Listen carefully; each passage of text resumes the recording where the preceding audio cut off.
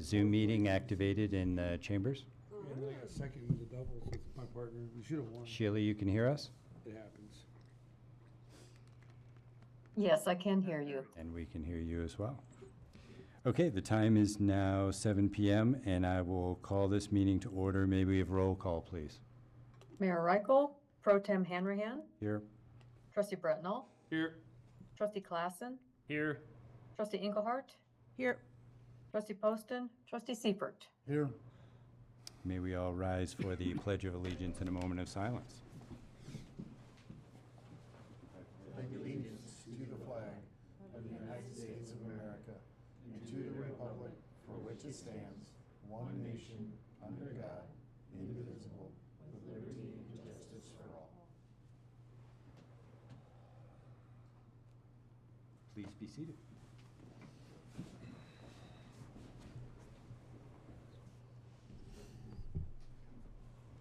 The first item on the agenda tonight is public comments. Persons desiring to make public comments on items not on the agenda this evening, please activate the raised hand function in the meeting program. Sheila, do we have any voicemails or calls? No, Mayor Pro Tem, I did not hear from anyone today. And are there any hands raised? There are not any raised hands. Did anyone sign in chambers to make public comment?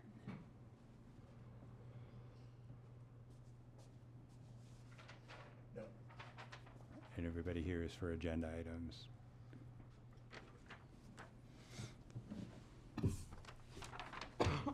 Okay, then the next item on the agenda is the consent agenda, including the meetings of our minutes from our meeting on June the 23rd, as well an amendment to those minutes, as well as the meeting minutes from our July 14th Board of Trustees meeting and Resolution 22, Series 2025.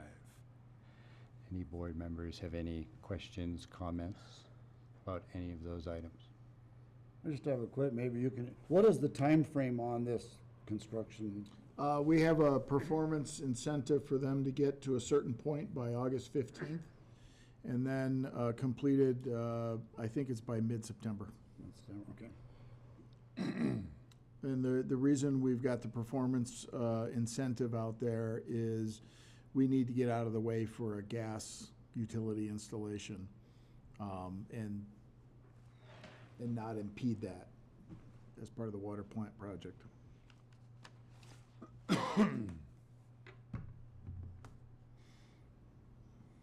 other questions, comments, or would someone like to make a motion to approve?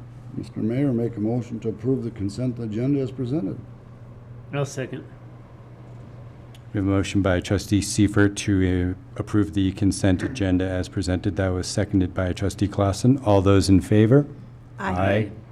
Any opposed? The motion carries unanimously. Do any board members have any conflicts of interest with any agenda items this evening? Yes, I will excuse myself from resolution number 21, series 2025 on the advice of I do manage storage units and my boss. We just feel that could be implications if something didn't pass or whatever, so I'm going to recuse myself. Okay. And Trustee Klassen, you had one as well? No, I said no, sir. Oh, It still leaves enough, doesn't it? 1, 2, 3, 4, yeah. Yep. Yeah. Does staff have any agenda changes this evening? We do not. Any agenda changes from any members of the board? No, sir. Then the next item on the agenda is the River Center request for support, and I will turn this over to Manager Mann. I'm going to just bounce it right to Executive Director Gina Wong. Thanks, Jim. Hi, I'm Gina with the River Center of Newcastle. I've been their executive director for just a little over a year now. I handed you guys an annual report and a brochure of all the programs that we have currently. But I'm just going to take a few minutes in case you don't know what the River Center does to go over what we do. Okay, Sheila? Who's ever doing that? So I just wanted you to know that I have been a part of the River Center since its inception. I helped the guy who started the River Center, Lee Price, if anybody knew Lee.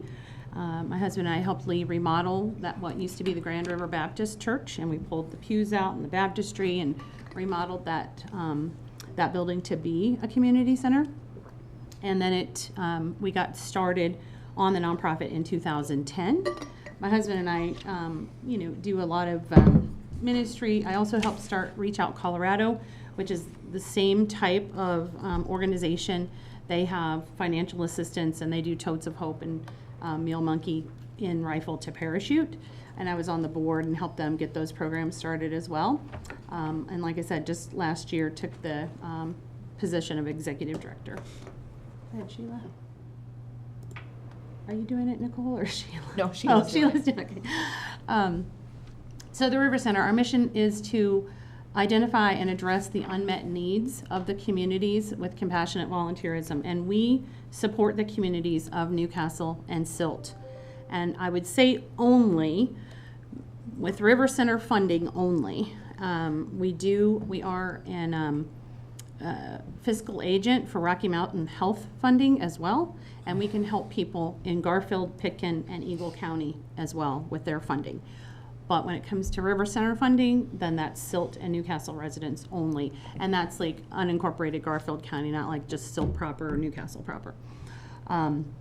The outreach programs, the biggest program that we do is financial assistance. And that's what I'm going to really be talking to you guys about tonight.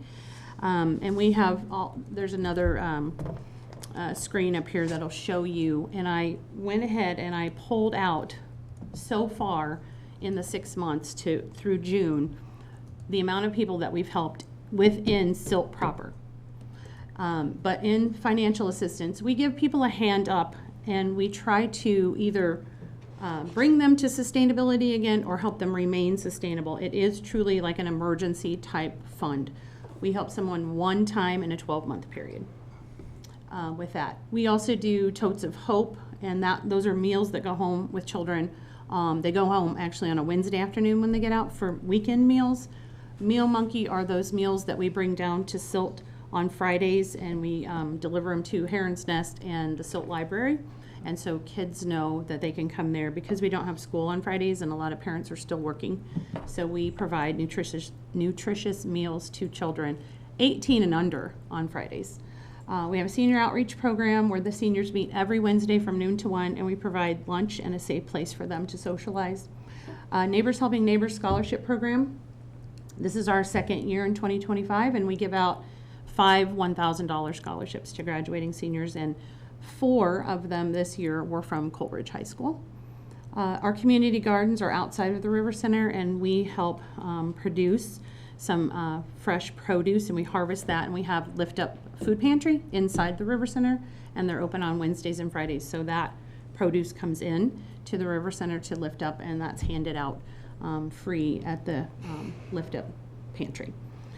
Angel Tree, most people know what that is around Christmas time, and we have angels that are out on the trees, and again, we put those in businesses in Newcastle and Silt, and then we have about a $2,500 a year fund for that because people buy the gifts, but sometimes, the gifts are not all the same. So we just make sure that all the gifts look the same. In case they're going to 5 kids in one family, they all have the same type of, amount of gifts and so forth. Go ahead, Sheila. Just wanted to tell you about this story right here because she is a single mom now, and she was from Silt, in Silt proper actually. She came in, I think it was in March, and we were actually having our financial assistance. We have a committee that decides who gets funded and who doesn't get funded. And she came in just distraught and devastated. She's a victim of domestic violence, and her husband had just been incarcerated for that. But she found out that he had not made a mortgage payment. Her house was actually in foreclosure, and so that was probably a good year that he hadn't made a house payment and or utility payments. So her utilities were getting ready to be shut off. Again, we usually only help someone one time in a 12-month period, but we always look at case by case. So we helped her with her utilities to have them stay on. And then we told her, once we gave her some other resources to use, and once she found a place to live, because her house was literally getting ready to be sold in the next couple of months. So she did come back in a couple months later, and we were able to help her with down payment on move-in costs, and she actually found an apartment in Rifle. And so she was able to get her and her 3 boys safe. So, and she is case out of Silt. Go ahead, Sheila.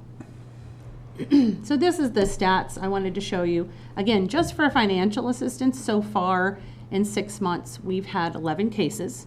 We've only had a total of 20 cases in 6 months in the financial assistance, so 11 of them have been out of Silt proper.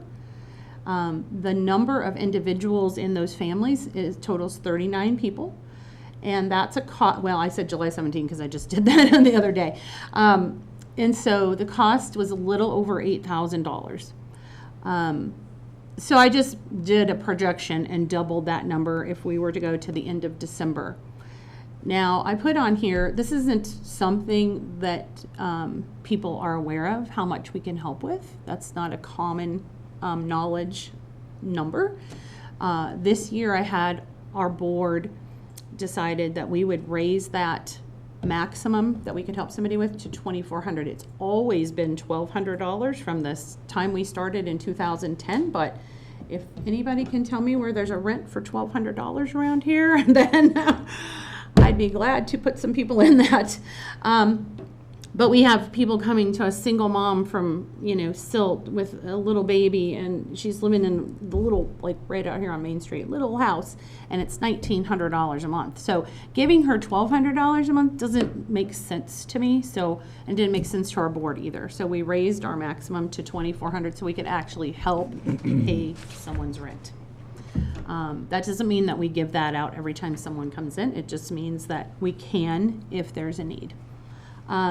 So with those projections that I have on the screen there, projecting that we might have 22 cases by the end of the year, totaling a little over $16,000 for the year, helping 78 individuals that live in the town of Silt. That would, if the town were to help just one family per month at the $1,200, half of our maximum amount, that would be $14,400 per year. And so that's what I put on there for support for the River Center. We are a grassroots organization, been here since 2010. We are a budget line item on the town of Newcastle's budget. They give us $18,000 a year. And really when I spoke here last year, our numbers were, we helped 49% of the people in Silt and 51 in Newcastle. So it's pretty evenly shared. But those are actual numbers within the town limits of Silt. Go ahead, Sheila. We have several partners that help us do this throughout the year. These are just a few of them. But we get most of our funding from either grants or businesses and just individuals who want to donate to the River Center, because 100% of their money stays right here in these communities. Whether it's to my salary or to the building or to the financials, it stays right here. So the money that you give to the River Center helps build our economy here in Newcastle and Silt as well. Go ahead, Sheila. And so I just appreciate you guys taking the time to hear about the River Center if you didn't know about the River Center before. And, hopefully, potentially, maybe supporting our outreach programs in the future. Just so you know, this year you gave us $2,000 in 2025. Last year when I came, you gave us $4,000, but that was because you didn't give us $2,000 the year before. So you can look those up, but I guess you were giving us $2,000 each year prior. And I know this is, it's a little bit more that I'm asking for, but I do feel like we meet a need that no other organization in this entire valley meets. You know, who else is gonna buy a hot water heater for someone who's on a, stated income and they, they lost their hot water heater, he's disabled, he was here in the town of Silt. I think I told you guys that story last year, but, it's $850 and he doesn't have it. And so those are the kind of people that we help in an emergency situation. So, is there any questions? So is the team here I'm looking at, are they full-time, part-time, volunteer, all paid? Thank you for that question. All of those programs that I talked about, basically, there's myself and one other lady, Liz, who's bilingual. We're full-time 32 hours a week, and we have one part-time person, 20 hours a week, that really handles all the financial assistance. Liz is over all of the programming that you saw up there, those outreach programs, and then I do mostly, taking care of the building, grant writing, things like paying the bills and things like that as the director. So the rest is all volunteer. Okay. We have volunteers and that's really, our tagline is neighbors helping neighbors, and our goal is to, if we help someone, to actually have them come back and help someone, and kind of this full circle of helping. And we have probably that work weekly over 50 volunteers, because we pack lunches, we make fresh lunches on Friday morning, then other volunteers come in and take the lunches to 5 different places. We have committees like volunteer, I didn't even put up there, volunteer Newcastle Silt. So we, the River Center supports that program, and we bring to attention, people and organizations who volunteer throughout the year, and because we're a huge volunteer organization. So do you have a central place where you like your office and you store everything, or? The River Center is on 4th Street in Newcastle. Okay. Mm-hmm. That's- Yep, that's our location, that's where my office is, and the other Okay. 2 staff members. And that's where the lift up is run out of, our gardens are out front. That's all I got. Yeah, Any other questions? I don't think I have any questions. okay. I don't have any. No, that was a great presentation. Thank you. Okay. Yep. I have a few. Sure. In terms of your overall budget for 2025, what % of that is allocated to administrative costs, whether those be salaries, facility? If you look in that annual report there, you're gonna see on like page 3 or something, there's a graph, Yeah. there's a graph on there.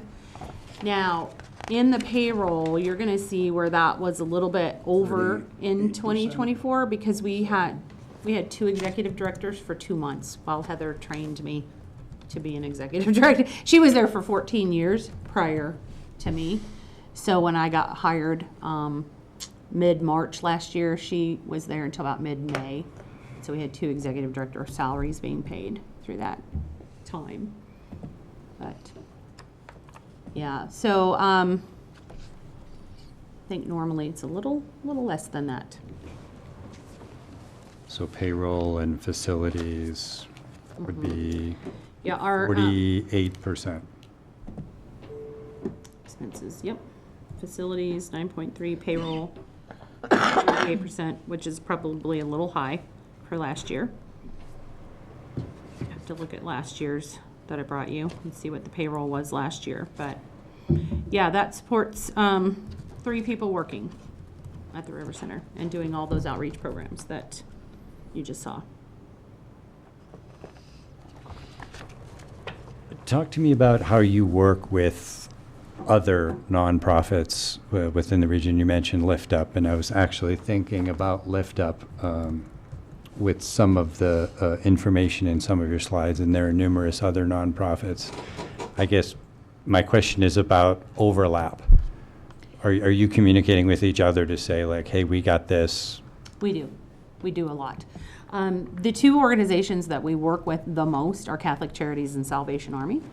And we have a spreadsheet that we share on Google Drive between the 3 organizations so that we try not to overlap. That means we're out of time. Oh, okay. But Is that my music? that's more up to us than them. So Yes, we do. We have a shared drive that we work off of.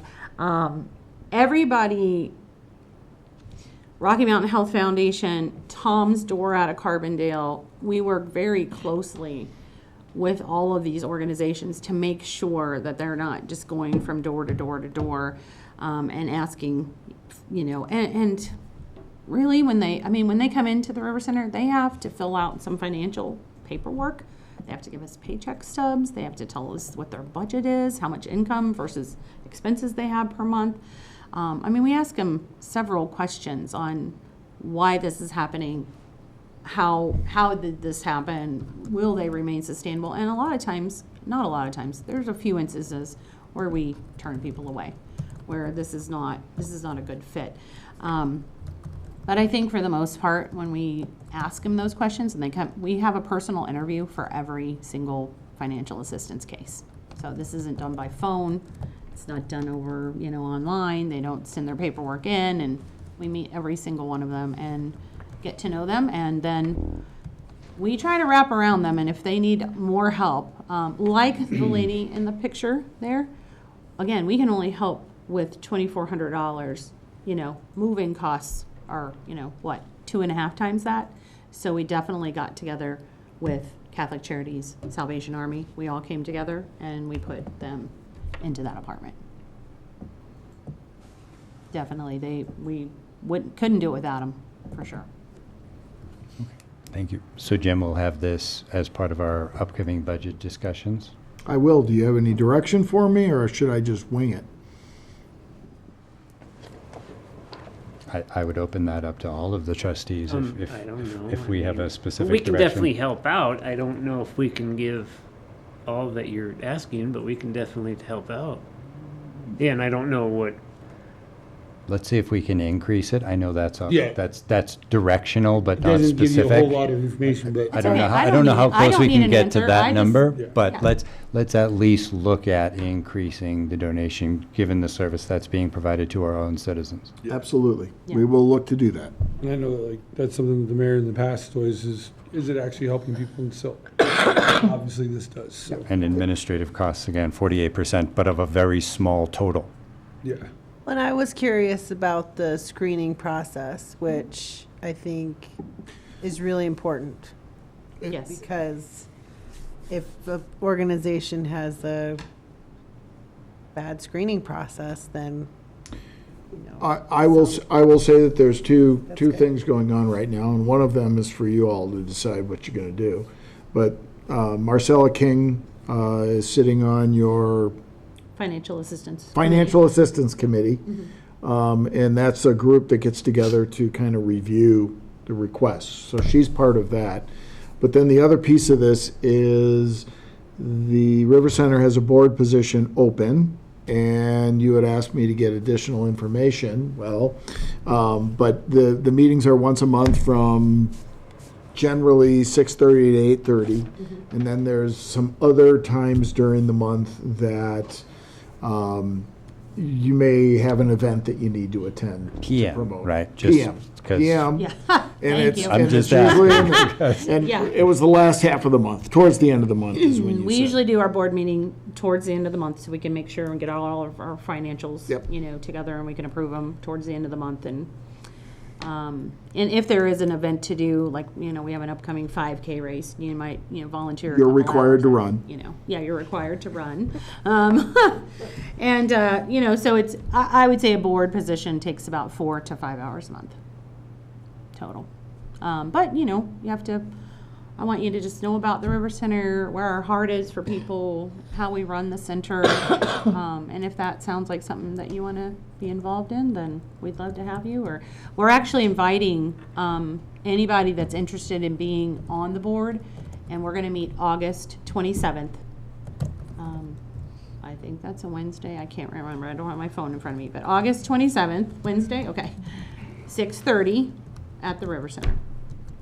So if anyone is interested, you can email me or whatever, and I'll put everybody down, or anybody that's interested in that. But yeah, so we do have a fair, it's not overwhelming amount of paperwork, but somebody, we have people that come in and just want, I heard you give money out. and they don't want to, they don't want to fill out the paperwork. So it's a deterrent for some people, and the people that really, they're struggling, it is an emergency situation. They come in, they fill out that paperwork, we read through it, we go through these things. Our committee only meets once a month, but otherwise we do it via email. So Marcella will receive information. This is the case number. We don't give out names. This is what's going on. This is their situation. This is what happened to them. And our, staff at the River Center find out all of those questions, because we want to know, like, what's going to happen next month. We want to know where you're going to be, and if we give you this, we're not just into throwing money out. So unfortunately, we can't help everyone that walks in the door. We really don't help the unhoused. That's really Catholic Charities. That's their lane. So if there's anybody that comes in like that, we'll call Catholic Charities for them and try to help them that way. But we really do base our decisions on sustainability, because we really want to help people stay here and remain here. Okay. Okay. Thank you for coming by to share the story with us. We Well, appreciate you are it. welcome. Thanks for listening. Yes, thanks, Yeah, Gina. thank you, Gina. All right, thank you guys. All right. The next item on the agenda is Strong Start, Bright Future for Our Kids campaign. And I will turn this over to Manager. And Mike. I get to pass this baton to Maggie Tisarena, who's going to tell you about the campaign that they're looking to do this fall for a ballot initiative. Okay.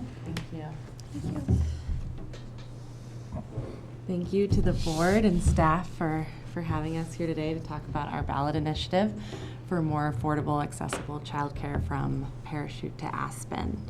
Briefly, we'll introduce ourselves. Maggie Tiscornia. Excuse me. Discornia. Can you slide the mic a little bit closer? How's that? There you go. You're better? Thank Okay. you. I'm Maggie Tiscornia. I was formerly the director of the Confluence Early Childhood Education Coalition, and now have moved over to the campaign side for this work. I'm a mom of 2 little ones. I have a 2-year-old and a 4-year-old. So experiencing firsthand the challenges of working full-time and securing sufficient childcare to make that possible. And I grew up in Glenwood and moved back in 2018 to raise my family here. So definitely a topic that hits close to home for me. I'll let Paul Mentor, who's here with me today, introduce himself. Hi, I'm Paul Mentor. I live at 672 Cedar Hills Road, just outside of town. The reason I'm here is because I, for the last 15 years, have been president of the Early Childhood Network. The Early Childhood Network is a independent 501c3 located in Glenwood Springs that provides coaching and training services to child care providers in the Roaring Fork and Colorado River valleys.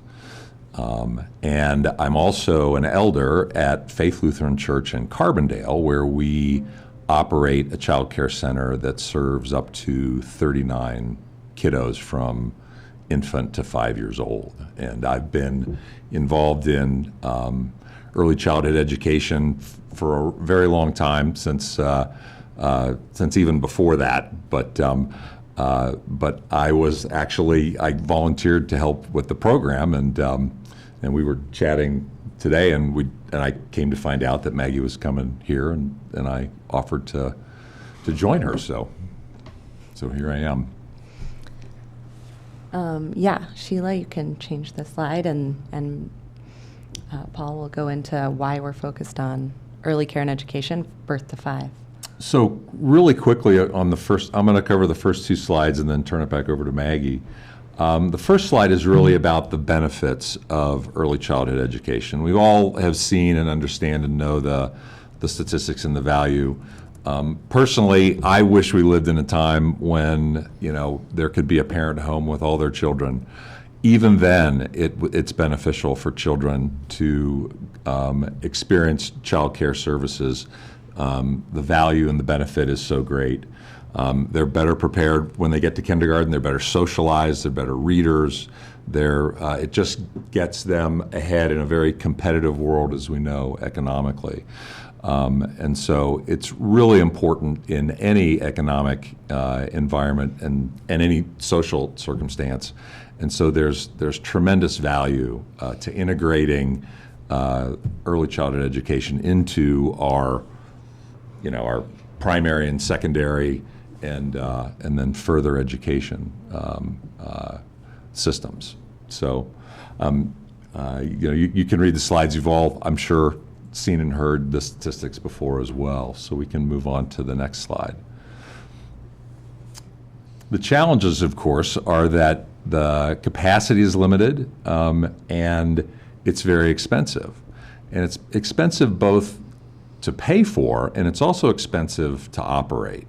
So at Faith Lutheran, we have the benefit of sharing a building with our child care center. So we cover part of the overhead, and our net profitability is still usually between 3% and 5% a year, and it's a very challenging kind of business model to be in. The good news is that the regulatory requirements kind of scale the costs as your population of students increases, but that's the double-edged sword. That keeps the business kind of in a regulatory mode where there's not a lot of incentive for providers to go into it to make a lot of money as a private venture, and it needs to be managed very consistently and carefully over time by the boards that and the operators that manage their facilities.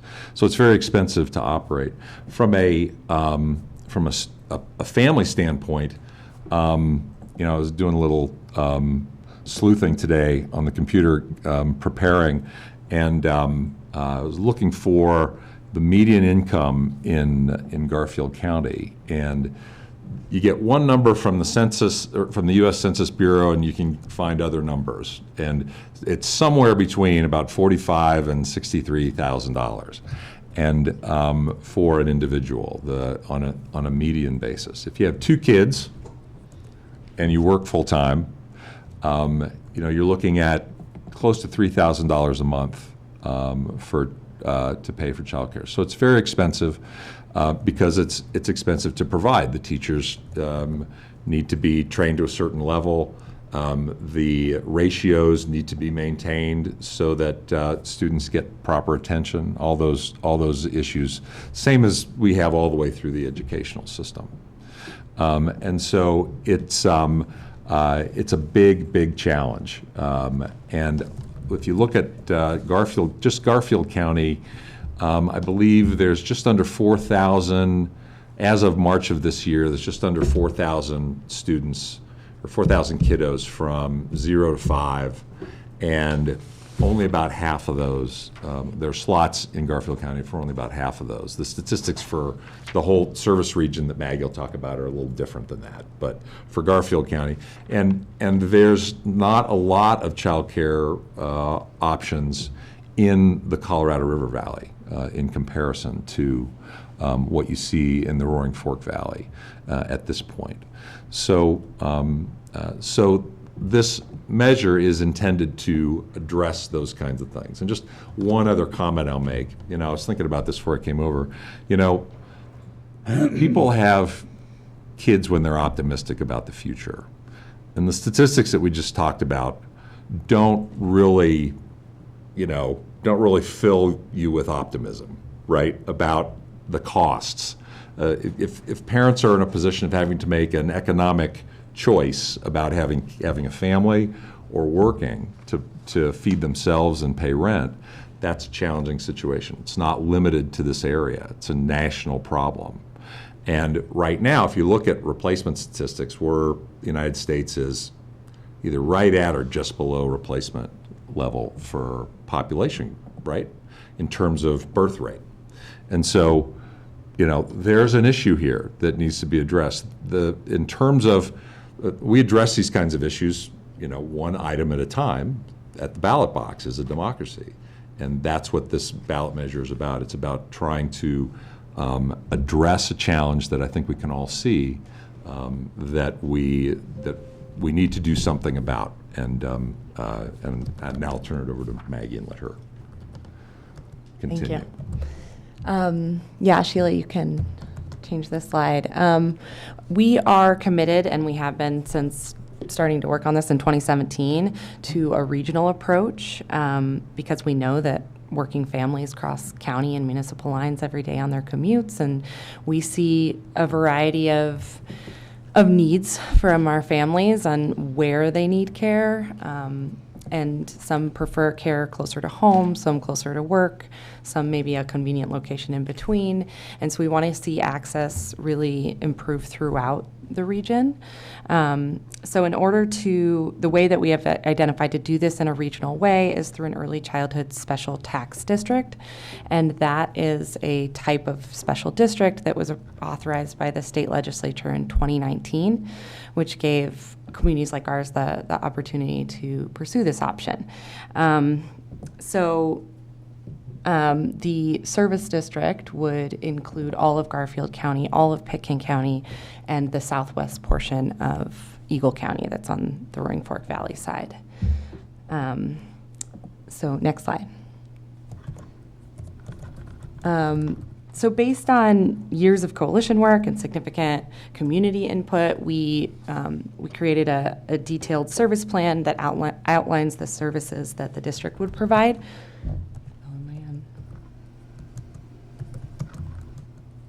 Oh, I just talked about this, sorry. Next slide. These are new slides for our campaign, so getting used to them.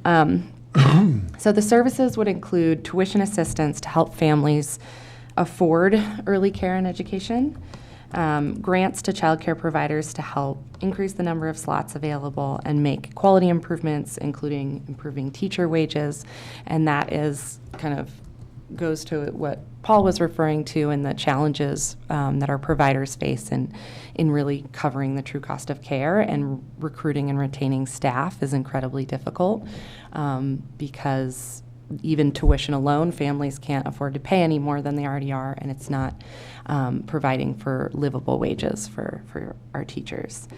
Outreach and navigation of services to assist families in finding the care that meets their needs, and administrative costs and evaluation of the program.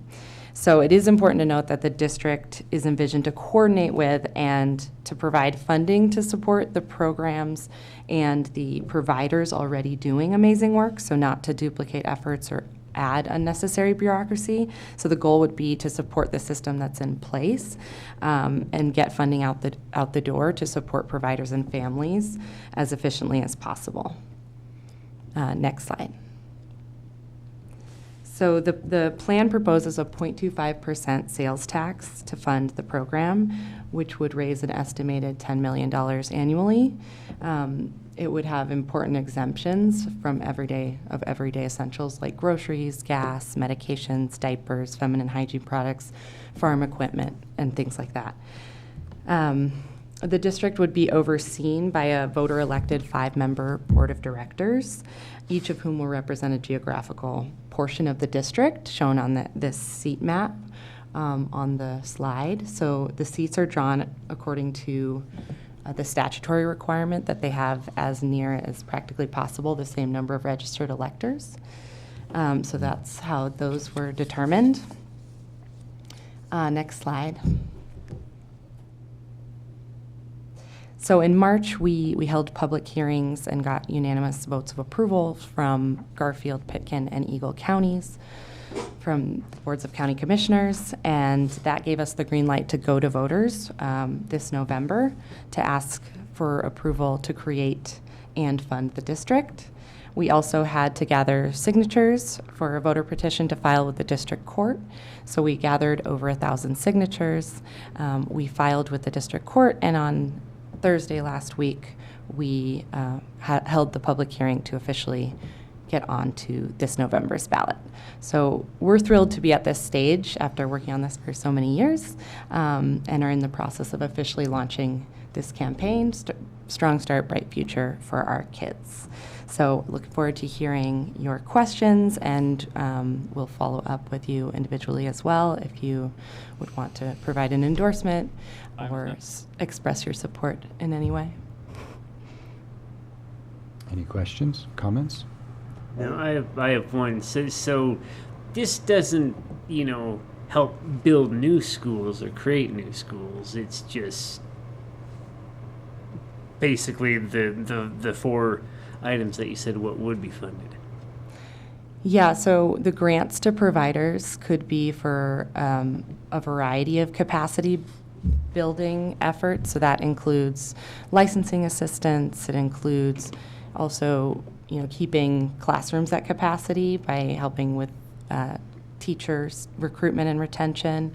It also could be adding a classroom. It could be coming in with matching dollars to help set up new centers. So it's not limited to that. It's just that the district wouldn't operate those centers, would not establish and Gotcha. operate a child Okay. care center. All right, thank you.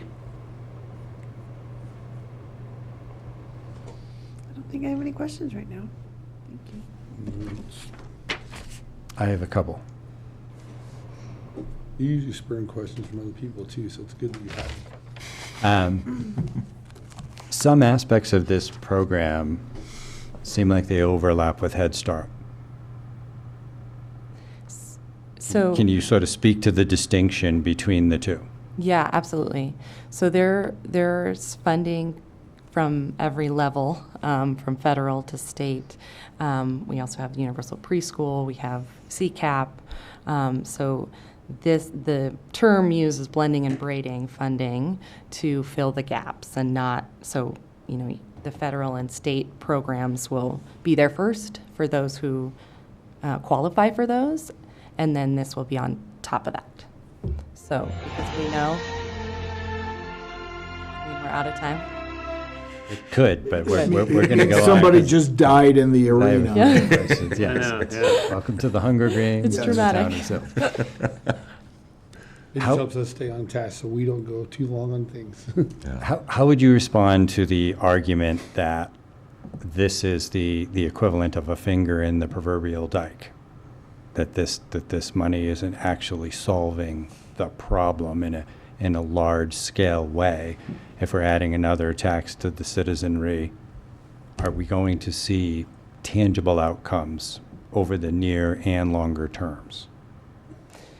Yeah, that's a good question. We do need funding at all levels to address the problem, and the projected funding would be significant enough to make an impact.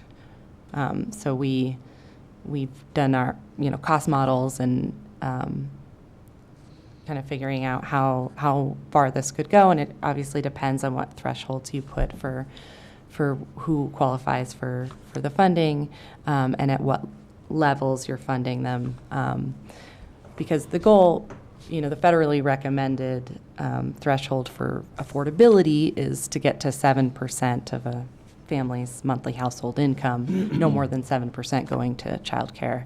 And we're currently at And with two children, it's 35. 35. So the goal is to get that down substantially, and that will make an impact. It's, not going to solve the whole problem.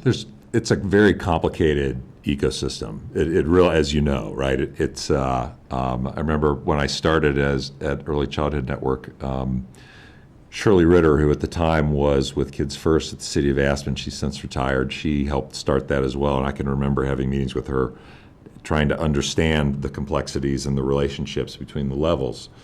But basically, the model is that there need to be lots of solutions.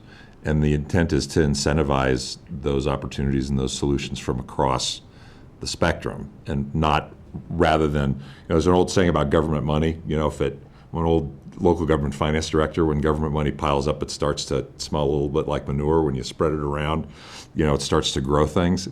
The money itself isn't the result, isn't the outcome. It's there to leverage and facilitate those outcomes. So if this passes, do you just get a check for $10 million on January 1st? I'm oversimplifying it, but talk me through year one. Do you have a budgetary model? Do you have an operational model? Do you have people like yourselves who are ready to step in and start utilizing this money? And to Trustee Clausen's point, you can't build a school on January 2nd, but you can start intervening, for lack of a better term, and changing the outcomes. What's the plan? Yeah, so the the taxes would start to be collected January 1st and then would by the state, so it takes about 6 months to come back to the district. We are looking at financing models that would enable the district to hit the ground running earlier. And since that's a low-risk financing with tax dollars. And then, yeah, it will be the elected board that will sign off on the budget and all of the details of these programs. But we have been working on a plan to propose to consider for that board. Okay. Great. That was all the questions I had. Thank you so much for coming by and sharing this with us. Thank you very you. much. Sorry for slaughtering your name. Oh, it's a tough one. It's a tough one. Thank you, guys. All right, the next item on the agenda is the 2024 audit presentation, and I will turn this over to Treasurer Tucker. Thank you, and I'm going to, like Manager Man, just turn it straight over to Brian Blair. Hi, everybody. Can everybody hear me? The buck here. Yes. Keith. Yes. Okay, so I always want to make sure. Yeah, my name is Brian Blair, and I'm with Blair and Associates, and we performed the 2024 audit for the town of Silt. I'm going to mainly touch on 3 different things. The first is on your screen right now. That's the governance letter. And then I'll dip into the big packet, the financial statements, and then we'll go over the single audit, which is considerably smaller, but debatably more important. So I'll try to be brief, mostly because I don't want to face the music, but I'll get going. So in this first letter here, this is just our letter to governance. It's required communications with the board to talk about any estimates that were included in the audit. And you'll see those 2 paragraphs there indented in the middle, the estimate for depreciation expense and how we came to those values. And then also the estimate for net pension liability or asset. And that's just based on the actuary valuation performed for that FPPA plan. And like I said, we don't necessarily generate those numbers, but we test how those numbers are generated to kind of determine their legitimacy. So no problems with those. Just a little bit further down, just under that, it says difficulties encountered during the audit. Encountered no significant deficiencies during the performance of our audit, which is great. And then there at the bottom of the page, disagreements with management. We also didn't have any disagreements. I think we kind of agreed on all the different valuations and kind of judgment calls on some of those things that are kind of in a gray area. So I won't really touch anything more on this letter. It's kind of just some required verbiage towards the end. But I'll go ahead and open it up for questions on any of that letter. If you guys had a chance to peruse it beforehand, have any questions? I don't have any, no. Okay. Jim, you didn't disagree with anything? I never disagree. I'm a very agreeable person. With an auditor. You forgot that part at the end. That's Amy's job. To disagree? Okay. Always. So I think the next thing that's going to be popping up here, that's just I think that's the management rep letter. That's just required communication as well from management to the CPA firm saying that we provided you with everything. Amy has signed that document and sent it back to us, pretty much just signifying that she didn't withhold any information in performance of the audit. So that's kind of a CYA letter for everybody, but nothing really to talk about on there. Again, just kind of states that she gave us everything. So, and then the next document, that starts the financial statements. And we'll kind of bounce around on this document a little bit, but I'll make sure I let it center on where we want to be before I start talking. So where we will start, is on page 1. So it's the first page after the table of contents right there. The significance of this letter is this is where we state our opinion on the financial statements, and you'll see in that second paragraph under opinions that in our opinion, the financial statements were presented fairly in all material respects. So that's a good thing. It means that the financial statements were accurate. As far as we could tell, we didn't find any significant items to note. And that's the main thing I touch on that letter. I'll go ahead and jump to page 3. And this starts the management discussion and analysis. And this is the narrative format of the audit. So usually this is where I'll spend the most time because it's the easiest to kind of talk through. You'll see our financial highlights right there, the 5 bullet points. It just kind of gives you a broad top level view of the financial statements. As you can see, assets exceeded liabilities by just over 31 million, which was an increase of just over 3 million, well, just over 3.1 million. Governmental funds reported combined ending fund balance of about 7.4 million, which was a little bit of a decrease of about 212,000. The general fund balance was about 6.3 million, which was a decrease of about 439,000. And then item 4 is going to look kind of big just because of the project, but long-term liabilities increased by almost 25 million during the last year, with new debt issued of just over 25.5 million. And then that last bullet point, and we'll talk more about that bullet point as the presentation goes on. And then the last bullet point, property tax, sales tax, other taxes totaled about 3.3 million of general revenues, which is about 86%, which is fairly common for, municipalities. So I will go ahead and jump to page 5. And it's going to see a chart. Yep, right there. So this chart kind of is just giving the breakdown year to year for governmental activities and business type activities, showing you the main differences from year to year. As you can see in that middle columns, the business type activities, that's where we're going to see the most changes for 2024, obviously, just because of that water treatment plant project. And you can see it on the second line, capital assets nearly doubled. Also, non-current liabilities went through the roof for those loans issued for that project. And then obviously your net position changed quite a bit just to kind of reflect those increases on the top half. And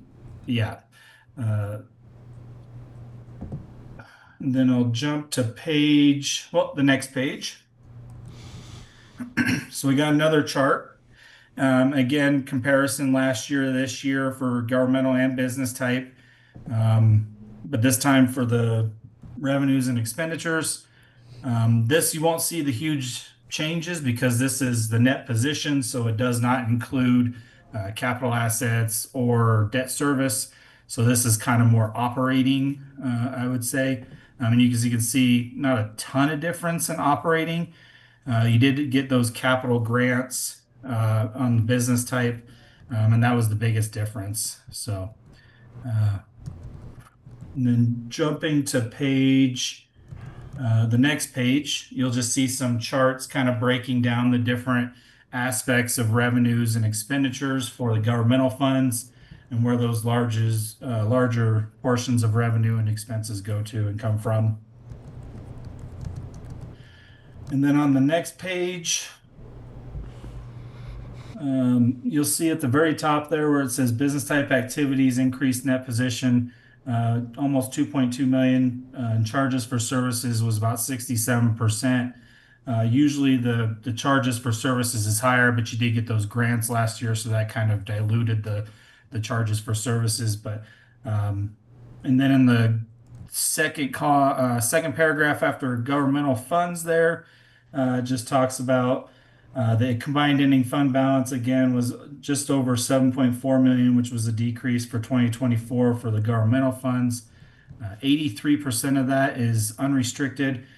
Doesn't mean it's unassigned, it just means it's unrestricted. The restrictions do include the state mandated TABOR, also parks and recs, that's your park impact fees and the conservation trust, the beautification, victim assistance, economic development, and the impact fees. Those are all your restrictions. At the bottom of that page, it gives a breakdown of the business type activities, just the unrestricted net position, total net position, and the increase for 2024 or decrease. As you can see, that water fund is your biggest fund as far as business type activities, and a lot of that is because of that plant going in this year or starting this year. And then on the next page,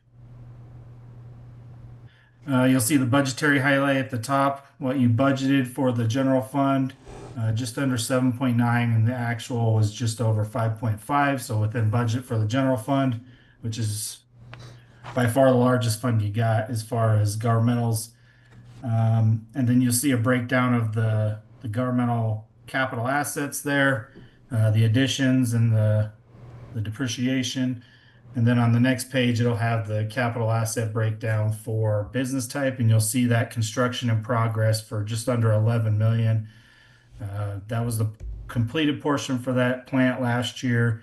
And then once it finishes, we'll move it from construction in progress down to the treatment plant. So the next chart shows just the breakdown of your debt service. I will make a note on that second part, the enterprise activities.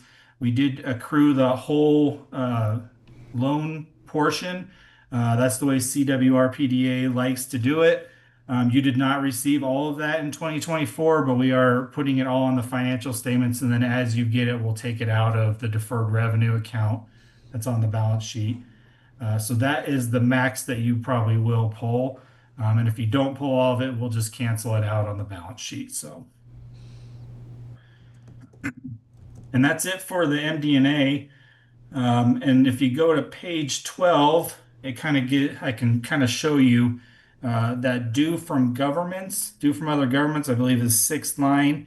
You can see it's about 14.6 million. That's the portion of the loans that you have not received yet. So if you take the net of that and the 25.5 million, that would be the portion that you actually received in 2024. So I think it was just over or just under 11 million.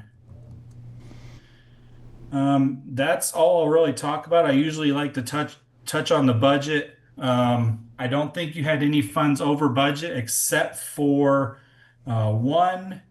And that's mostly just due to kind of how the funds allocate, but I think it was the water fund.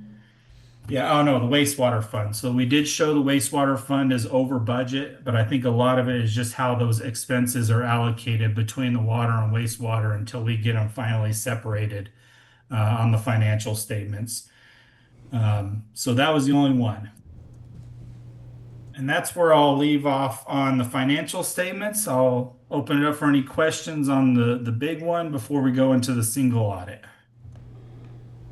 I have a question about the general fund budgetary highlights.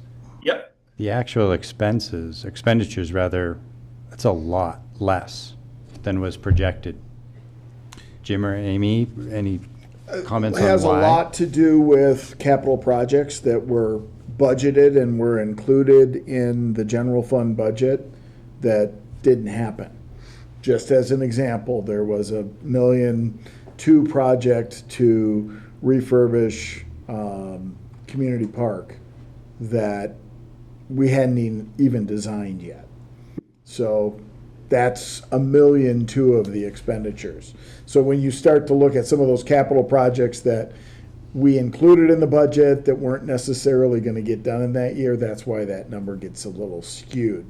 We have pulled the capital projects fund out of the general fund now so that we can track those a little bit more succinctly, and it doesn't. I believe someone advocated for that last year when we were going through the budget process. Maybe. Someone we know. Yes. That was the only question I had. That was the only number that stood out to me as being strange. Thank you for the clarification. And I believe Ballard Avenue was last year and it got moved to this year as well. And that's going to happen. Yeah. That's just the nature of government, I think. Spending doesn't always happen when we want it to or need Correct. it to. Okay. Any other? Yeah, so if that's the only question, I'll jump into the single audit, and I'm not sure if that's included in that packet for the board. It would be at the very end. And this is, that financial statement's a lengthy document, so after page 52, I'll wait till it gets there. But just some over or kind of what the single audit is all about. There it is. So anytime an entity receives more than the 750,000 in federal funds, they are required to do a single audit. The next year it jumps up to anything over $1 million, which you'll probably blow past. I mean, you've probably already gone past so far this year. So another single audit will be required next year. But anytime there's a single audit, it's just a lot of compliance that we're testing. Internal controls to make sure that the federal funds are being spent in accordance with how those monies were given out. So on this first letter on page 1, the last paragraph under report on internal controls, it just says that we have tested internal controls and we didn't note any deficiencies in internal controls or any material weaknesses. So we didn't find anything that we felt was, well, face the music. I've got about 2 more minutes, I promise. So yeah, we didn't find any significant deficiencies in internal controls. The next letter on the next page also talks about internal controls over major programs. Again, compliance was all in line for the single audit. We didn't find any issues with how the money was spent or how it was controlled. So that's a good thing. And then we'll go to page 4. Just real quick, this is a breakdown of the federal funds you received in 2024, just over 11 million. Again, most of that in that second line, that's that loan that you got from CWRPDA, and that's the major fund that we tested. And then pretty much the next following 2 or 3 pages just talks, just kind of breaks everything down that we didn't find any deficiencies. We gave an unmodified opinion, which is what you're shooting for. Everything was within accordance of how those funds were supposed to be spent. So single audit was good. So I'll open it up to any questions on the single audit, and if there is none, I'll let you get back to your meeting. No questions from me, thank you. I've got no questions. I think we're good. This is outstanding, by the way. Yeah, no, this is Like, excellent. No yes. major findings. Mhm. That's a big That deal. credit goes to Treasurer Tucker. Good job, Amy. You can stay, Amy. Because no one else wants to do it. No, because of the audit. Come on now. Because we appreciate you. It said no major difficulties, so that's good. Well, that's professionally, not personally. Oh, okay. It helps that you were willing to give all the information, and it also helps that it was valid. I mean, No, you're that- saying she can stay. I'm saying she can't leave. No, kidding aside, this is great. This is great to know, particularly with all the capital projects and multi-year endeavors we've got going on in a water plant. This is not an easy thing to do, so thank you, Treasurer Tucker, for all your hard work. And I would just point out that we will likely be doing a single audit next year or this year for 2025 and perhaps 2026. And next time, we'll give the presenter 5 more minutes so that he doesn't have to hear the music. No. No, we'll make was it terrible. we'll make it shorter so he has to talk faster. But I survived. We All had right. just a beep. I liked the beep, but anyways. Thank you again for the details in the presentation. We appreciate it. Yes. Thank you. Enjoy the rest of your meeting. Yes. All right. Thanks, Brian. All right, next item on the, It's an action item. You gotta approve it. oh, you're right. Yeah, we need a motion, please. Would someone like to make a motion regarding the audit? Thank you, Jerry. I make a motion to approve the 2024 audit as presented by Blair and Associates. I'll second.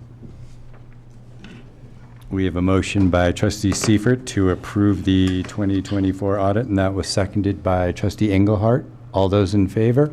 Aye. Any opposed? Motion carries unanimously. All right. Now you have to stick around, Amy. You got to do it again next year. And possibly the year after for the congressional directed spending that we were awarded. All right, Trustee Seifert is going to recuse himself for the next agenda item. We'll just give him a moment to step out and shut the door, and then we'll continue. Jerry, will you tell them they can come in now? What? The people in the hallway, will you tell them to Is that come what in? it is? All right.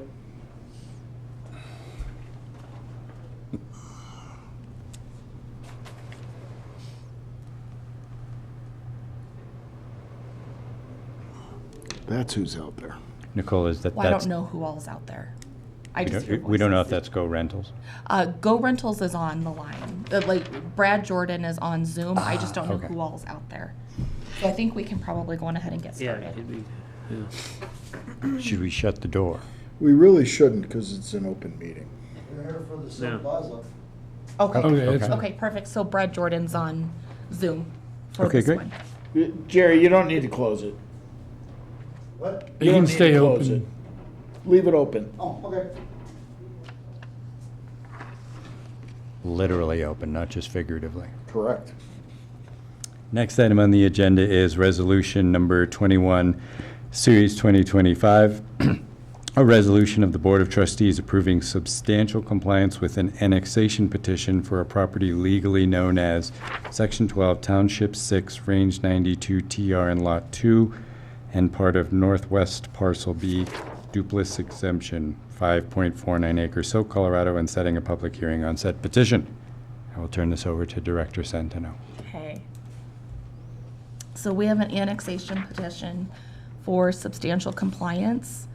And in a nutshell, what this means within the process of annexation is this very first substantial compliance is just the town determining whether or not they qualify to petition for substantial compliance, or to petition for annexation. The biggest one just being that they're 1/6 contiguous with the town boundary line. Otherwise, they would have to be considered a flagpole annexation, and they do meet the 1/6 requirement. Go Rentals originally applied for a permit for special use through Garfield County. They were asking the town for a letter that we would give them utilities, water and sewer. And when the town said we're not looking to give any more out-of-town taps, we would prefer that you annex into the town. We submitted that to the county as a referral comment. The county redirected the applicant to come back and talk to the town further about annexation. Those conversations went really well. They were willing to meet the concerns that we had and address the shipping containers that they were wanting to use for storage. Part of that was our bigger sticking point, saying that we didn't want the shipping containers to be storage, that if they were going to do storage as a, not even necessarily a secondary, but like a third use to the property, their primary use is going to be rental, heavy equipment rental, small equipment rental. And then it'll be retail. Part of the rental is that they will fix the equipment, not only their own, but they'll also repair other people's equipment. And then there will be some retail mixed in. And then towards the back, whatever space they have available in the back, they would do more high-end storage. That's what's being described as like man caves. So they're expecting that to be a different kind of storage than just mini storage. So when they came and talked to the town, we were encouraged to go on ahead and continue through the annexation process, and that's what we're doing here today. The property is next to Heil Construction that's on the river frontage road. It's between that and the solar farm to the east. There is on page 2 of the staff report, there is a yellow star of exactly where the property is located. I apologize for the legal descriptions being so long and tedious, but this one will not have a common address until we address it and it's annexed into the town. The comp plan is designated as service and commercial support. which aligns with what they're proposing to do. Their use is a little bit more industrial, but the commercial and service are exactly what the retail and the rentals and potential repair is going to align with. We did talk about what they're trying to do, what zone district that would fit the best in. And it actually is going to fit better in a business industrial zone district, which is exactly what Heil is. So it would make sense to just extend that zone district. I did put the schedule of uses in the staff report, and several of the uses are going to fall under a special use. So we'll process the application as a whole once it gets to that point as a special use permit. So that'll ultimately be a Board of Trustee decision as a special use. I did put the code requirements also in the staff report, and staff has the findings that the application and proposal for annexation meet the requirements for the petition of substantial compliance. Annexation is a pretty long, drawn-out process.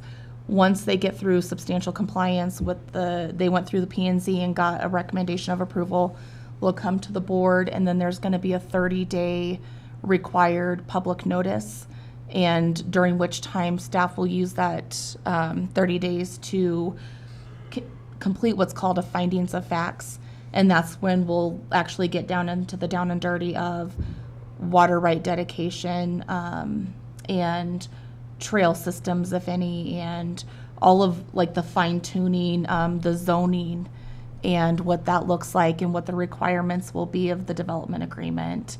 And so there will be more detail to come within that 30 days. Right now, this is just to determine if the Board of Trustees feels like it fits within the realm of what the town wants, that the annexation meets the requirements, and the substantial compliance approval essentially gives town staff the direction to spend time moving it forward and bringing back additional facts to you during the findings of facts period that you would have more information to make a final decision on, including zoning. So I gave you an overview of what the zoning potentially is going to be. That will not actually be determined until we go through the actual zoning of the property, which will correlate with the findings of facts and final annexation.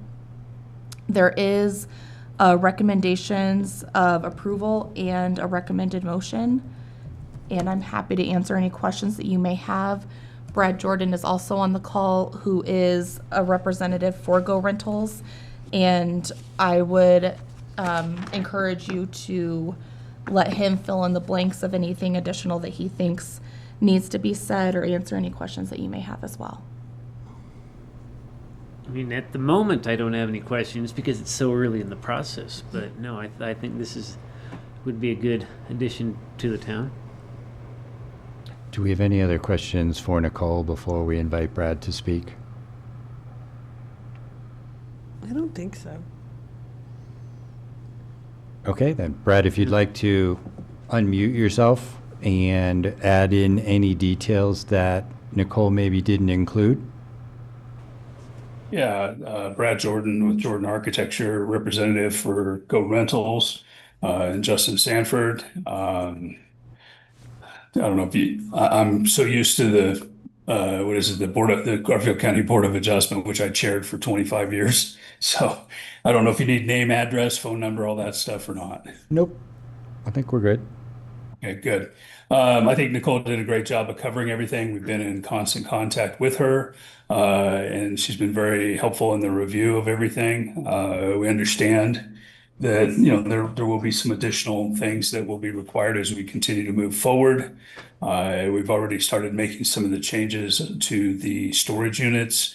They're not storage containers, as Nicole said. They're more of a man cave, which they do have a website for that, but it's more of a luxury type storage unit. And one of the markets is the tenants of the Garfield County Airport, the guys that fly in and want to leave their car somewhere that's close by, and or luxury vehicles and boats and things like that. So that's the storage portion of it. The Go Rentals yard will be a little bit bigger and nicer than the one that's currently in Glenwood. They just don't have the room to store the equipment. Our idea is to landscape the highway frontage so that it's not an eyesore in any way. And we can take any advice that the board would like to send us, and we're willing to work with the town to make this a viable project for everybody. And obviously, it's a big tax dollar item for the town of Silt as well. Thank you. Any questions for Mr. Jordan? None at this time, no. Yeah, this one's a pretty easy yes for me. I think it's a good business for the town. It's in a reasonable location. Some of the details we'll fine tune in collaboration with the developer in the upcoming processes, but I don't see, speaking for myself, I don't see any red flags that would give me pause to want to vote for substantial compliance for annexation. This just seems like a pretty easy yes for me. Yeah, I mean, they made it through round one, which already seems pretty involved, but there's a lot more information to come. So, I mean, yeah, like you say, it says just public notice on here rather than action items. So I wasn't sure if we were. It's actually a public hearing, so we'll open it up for Okay. that in a moment. I was just curious about that. As was I. That's why I asked the boss, Sheila, and she said it's a public hearing. I see. We always do as Sheila tells us.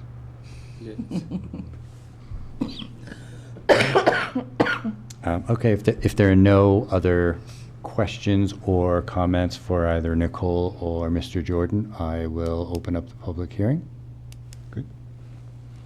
Okay, the time is 8:16 p.m. and I will open the public hearing on resolution number 21, series 2025. Persons desiring to make public comment on this particular agenda item, please activate the raise hand function in the meeting program. Sheila, did we have any phone calls, voicemails, or emails about this? No, sir, I did not hear from anyone. Do we have any raised hands? We do not. And there's no one else here in the chambers. Okay. Time is now 8:17 p.m. and I will close the public hearing on resolution number 21, series 2025, and open it back up for further board comment or a motion. Mr. Mayor Pro Tem, I make a motion to approve Resolution 21, Series 2025 for the substantial compliance of annexation for the property known as Parcel B, Duplessis Subdivision Exemption, County of Garfield, State of Colorado, with the conditions noted above and/or verbally added during this meeting. I'll second. All right, we have a motion by Trustee Brentnall, seconded by Trustee Clausen to approve resolution number 21, series 2025. All those in favor? Aye. Any opposed? The motion carries unanimously. Thank you to all the board. Thank you for your time, you. Mr. Jordan. Look forward to working with you on it. Great. Appreciate it. You guys have a good evening. You as Thanks, well. you too. And Jim is getting Jerry back. And the Main Street Plaza folks are also out there.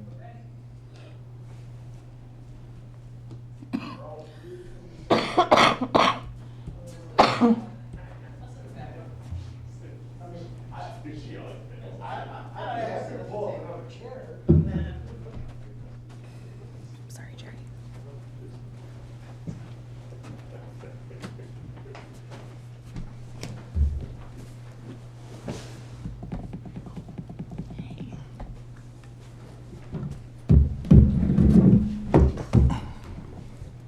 All right. The next item on the agenda is the Main Street Plaza sketch plan. And I will turn this back over to Director Centeno. Alrighty. The Main Street Plaza has been a journey, and the applicant has been a trooper through this whole process. So is staff. We'll see. So the Main Street Plaza had a previous approval. I'm going to use my cheat sheet here. So it was annexed and zoned. It started in 2007. got the final approval in 2009. In 2010, the trustees approved an amended annexation agreement and extended the time frame to record the final plat. There was a breach of the annexation agreement in 2014. And then in 2018, the Board of Trustees approved to amend and restate the development agreement. And through that process, before the current applicant had anything to do with the project, the previous owner and the town of Silt never recorded a final plat. So now we're kind of going back to the drawing board, trying to figure out what we need to do to button this up and get this project moving forward. Right now, this is a sketch plan, and it's not typical that the sketch plan for a minor subdivision comes in front of the Board of Trustees. But given the history and the development of where we are today, the applicant and town staff felt that it would be beneficial for them to get feedback and staff to get feedback from the trustees to help guide the process moving forward and figure out what we want to do. The location is off of First and Home. And I did put information in the staff report about the process of a sketch plan. Can I ask a quick question, Nicole, before you continue? Yes. In terms of the PDF document that the board has, it begins on page 210, correct? Correct. Okay, I just wanted to make, Yes. it's a very big packet. I So cut our piece out, so. we appreciate that. We would have been over 500 pages. I know. And It it was a comes out lot. in volumes, it's a mess. Yes, Yeah. yeah.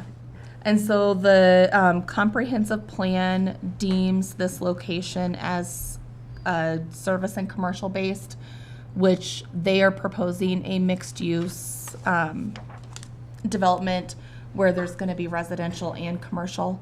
So town staff believes that they are meeting what we're interpreting as the goal of the service and commercial based at that location in particular. And this is where we get to how many hoops the applicant has jumped through to get to this point. So we had the original conversation, and there was a previous approval in the development agreement that had Birch Court going through, them connecting it as a throughway to Highway 6. They met with town staff. Town staff said, yeah, we really don't love the idea of Birch Court going through. We'd rather have Dogwood go through. Let's try to develop a concept that more aligns with that. So they came back with another proposal, and then that proposal had an entrance coming off of Highway 6 for the commercial, and then an entrance coming off of Home Avenue for the residential. After getting referral comments from CDOT, they very quickly shut down any access off of Highway 6. So the applicant then had to go back and revise again to create a concept plan that does not have access off of Highway 6. And then we got referral comments from the fire department that was encouraging emergency access. So now they added in an emergency access gate off of Highway 6. So it's that same concept of that 2009 access control plan that the town and CDOT adopted that needs to be revamped or relooked at for today's developments. But this is one of the properties that's going to be affected because now their commercial buildings are going to have to be accessed off of First Street to Home and then through the residential to get to the commercial. When I think we all agree that it would be more beneficial to access off of Highway 6. Exactly, But that yeah. is not an option, even though it was one of the preferred designs. So they've gone back and forth, submitted multiple designs to the town, trying to incorporate all of the referral agencies' comments as well as the town's comments. And the concept that's actually in the staff report is the concept that they're moving forward with. And again, this is just a concept. I want to be super clear that the layout of the buildings, the configuration of the parking, This is all very, very it's very, very preliminary. The sketch plan, they're just trying to get feedback. We're just looking at the subdivision and what that looks like. All of the specifics will be determined at the time of site plan. So this is just a basic idea of what the concept could or would be. I believe that they potentially could even add more residential based off of what was allowed in the PUD, but then they'd have to meet the parking for that. So they're trying to create a configuration after getting feedback from everybody of what's going to work best over there. They did update the idea of the new parking requirements. Off-street, they also have incorporated the idea of some on-street parking on Home Avenue that wouldn't be counted towards their off-street parking unless there was an exception requested based off of what they're trying to develop at the time of site plan review. If they end up having a space or two that they come back to the board and ask for an exception on. There are currently, oh my goodness, that writing is small. There's currently 20 residential units proposed and about 4,200 square feet of commercial. Again, that's a concept. They could increase or decrease any of that at the time of site plan. Overall, staff finds that the sketch plan proposal aligns with the town's governing documents and the parcel's previous approvals. The sketch plan is a viable start to bringing this whole process to fruition. The Planning Commission on June 24th did approve the sketch plan with the conditions listed in the staff report. The board is not going to be making a decision tonight because the Planning Commission already exercised their ability to approve this process.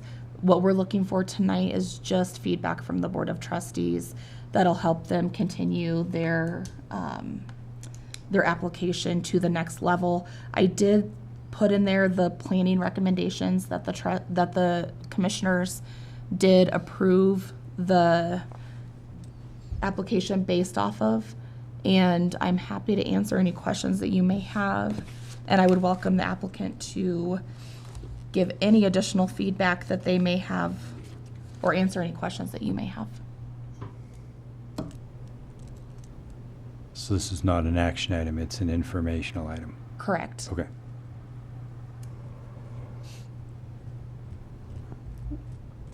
I will, with respect to the access from Highway 6, I think obviously the commercial would be better off if they were able to have access. As a town, I think if this is how we're zoning things and then CDOT is saying you can't drive in from Highway 6, that feels like a problem to me, and we should bother them more or something. Not just for these applicants, but for all applicants that are along that stretch of road. I can tell from your paperwork that this has been a journey. And it was CDOT that said no? So in 2009, so it's pretty old, but in 2009, the town and CDOT worked together to develop an access control plan. And the comprehensive plan that was done in 2017, it doesn't appear, I don't want to say that it wasn't because I wasn't part of the process, but it doesn't appear that maybe the access control plan, everything was thought about during that comprehensive plan update because it's commercial based. So I agree with you. Service and commercial based that's not accessing off of our main street does seem problematic. But we have talked about revamping the access control plan. It does seem like it's going to be a cost that we need to maybe have a conversation about during budget season, and that there is a time element that's put into it, but we can definitely continue conversations with CDOT to see what else we could potentially figure out to help this commercial be viable without having to access through a neighborhood residential area. Well, my one concern would be is all the money we spent on home and then dumping commercial on that. I just don't know if that street's. No, it's a residential area, That's not what a I mean, commercial I'm area. saying, yeah, it's not, I just would have a hard time. There won't be any commercial directly on Home. The commercial but the fronts- access, The yes. access. That is correct. The access will be, but we're not talking about retail stores for the most part. Yeah, we These can are- we can chime in when you're ready, or you guys keep on talking. and- No, I was gonna say, go ahead, yeah. Go ahead, answer my question. Yeah, That's you might that's answer my a lot one of, concern a is, lot of our questions. If yes. if you can scroll down about 20 PDF pages from there, there's a better site plan that is in your packet that I was gonna just get up, yeah. There's that one, and then scroll up one, I think. Okay. The just one with the actually- trees. Yeah, I mean, there's That's, one that's a little more illustrative. 32 in the PDF. 232. Sorry, I have different numbers. in here. 232. Okay, thanks. And we can, yeah, there we go. There you go. That's the So, one. just as a concept, do you mind if I just jump in and Please. and Please. then remind me of your questions if you don't mind again? I was just gonna kind of briefly discuss kind of some of where we're at. So originally, when this was zoned PUD in 2009, it allowed up to 29 residential units and 10,000 square feet of commercial per acre. It's 1.3 acres in size, so that would have been about 13,000 square feet of commercial. To be perfectly honest, 29 units and that much commercial, you could never park on this property. So we are looking at 20 units of residential. Again, this is a sketch plan, so it's just a concept right now, but the townhomes, this is kind of a townhome configuration, so the townhomes are along the north side of the property. Access out to Home Avenue as pedestrians. It's almost like an alley concept, so the parking lot in the back functions as kind of an alley that comes behind the townhomes. You park behind them. The front doors of the townhomes face, you'd have a Home Avenue, so you're having something that looks nice along Home Avenue. You'd still have access off the back, off of the parking. And then on the south side is a combination of mixed use.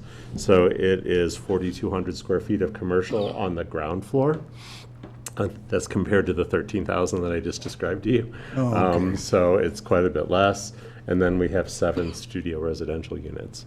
So I'm going to jump back real quick. This is Rob Turley. So he is Silt Main Street Plaza LLC. I'm Doug Pratt. I'm with the Land Studio. Julie is here for the Land Studio as well. So sorry, I kind of skipped that part when we were jumping around. But that concept is what we feel like we can do with, we can fulfill the needs of parking per the current code. On site, the additional spaces that we've shown on Home Avenue, there are 13 of them. If we're allowed to do parallel parking on Home Avenue, those would be above and beyond what's required for off-street parking, so it gives a little bit of an extra chance if somebody's coming to visit to park on the street. The access for vehicles for the commercial spaces would have to come down Home Avenue and then down it's not really an extension of Birch Street, but that street lines up with Birch up above to the north. It kind of, it's not on the slide, but you would have to come down that street to access the commercial down on the south side. I do have a pedestrian way that kind of connects the sidewalks that run along Home Avenue to a sidewalk that we have showing in the Highway 6 and 24 right-of-way. CDOT has said they want a sidewalk in the Highway 6 and 24 right-of-way.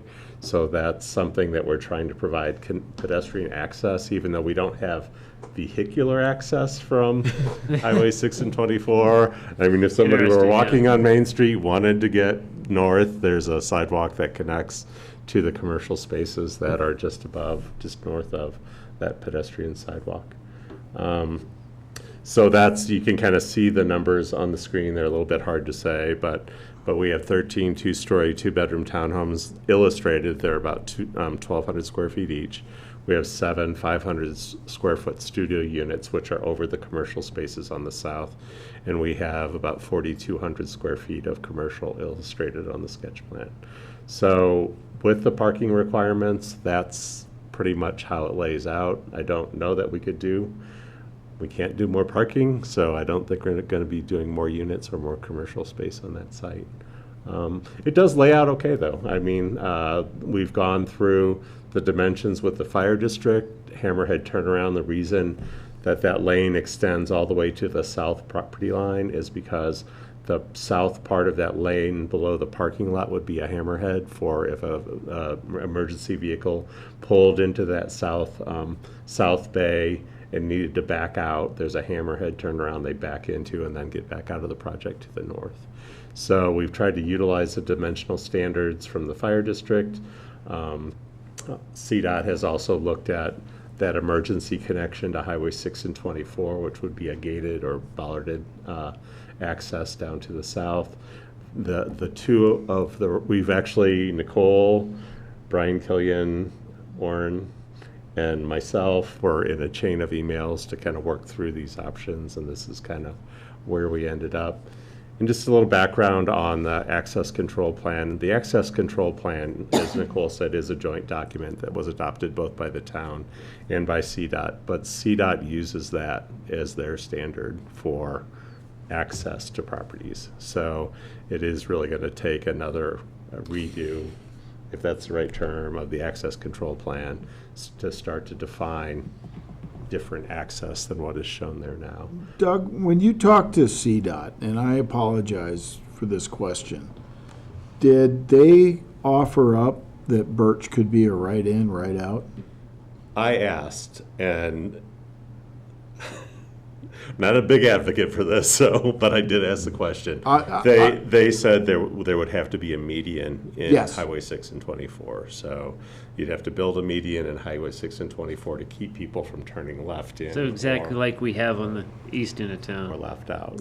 Yes. So Because I'm looking at the access control plan, and it does allow for, at the extension of Birch, a right in, well, right and out.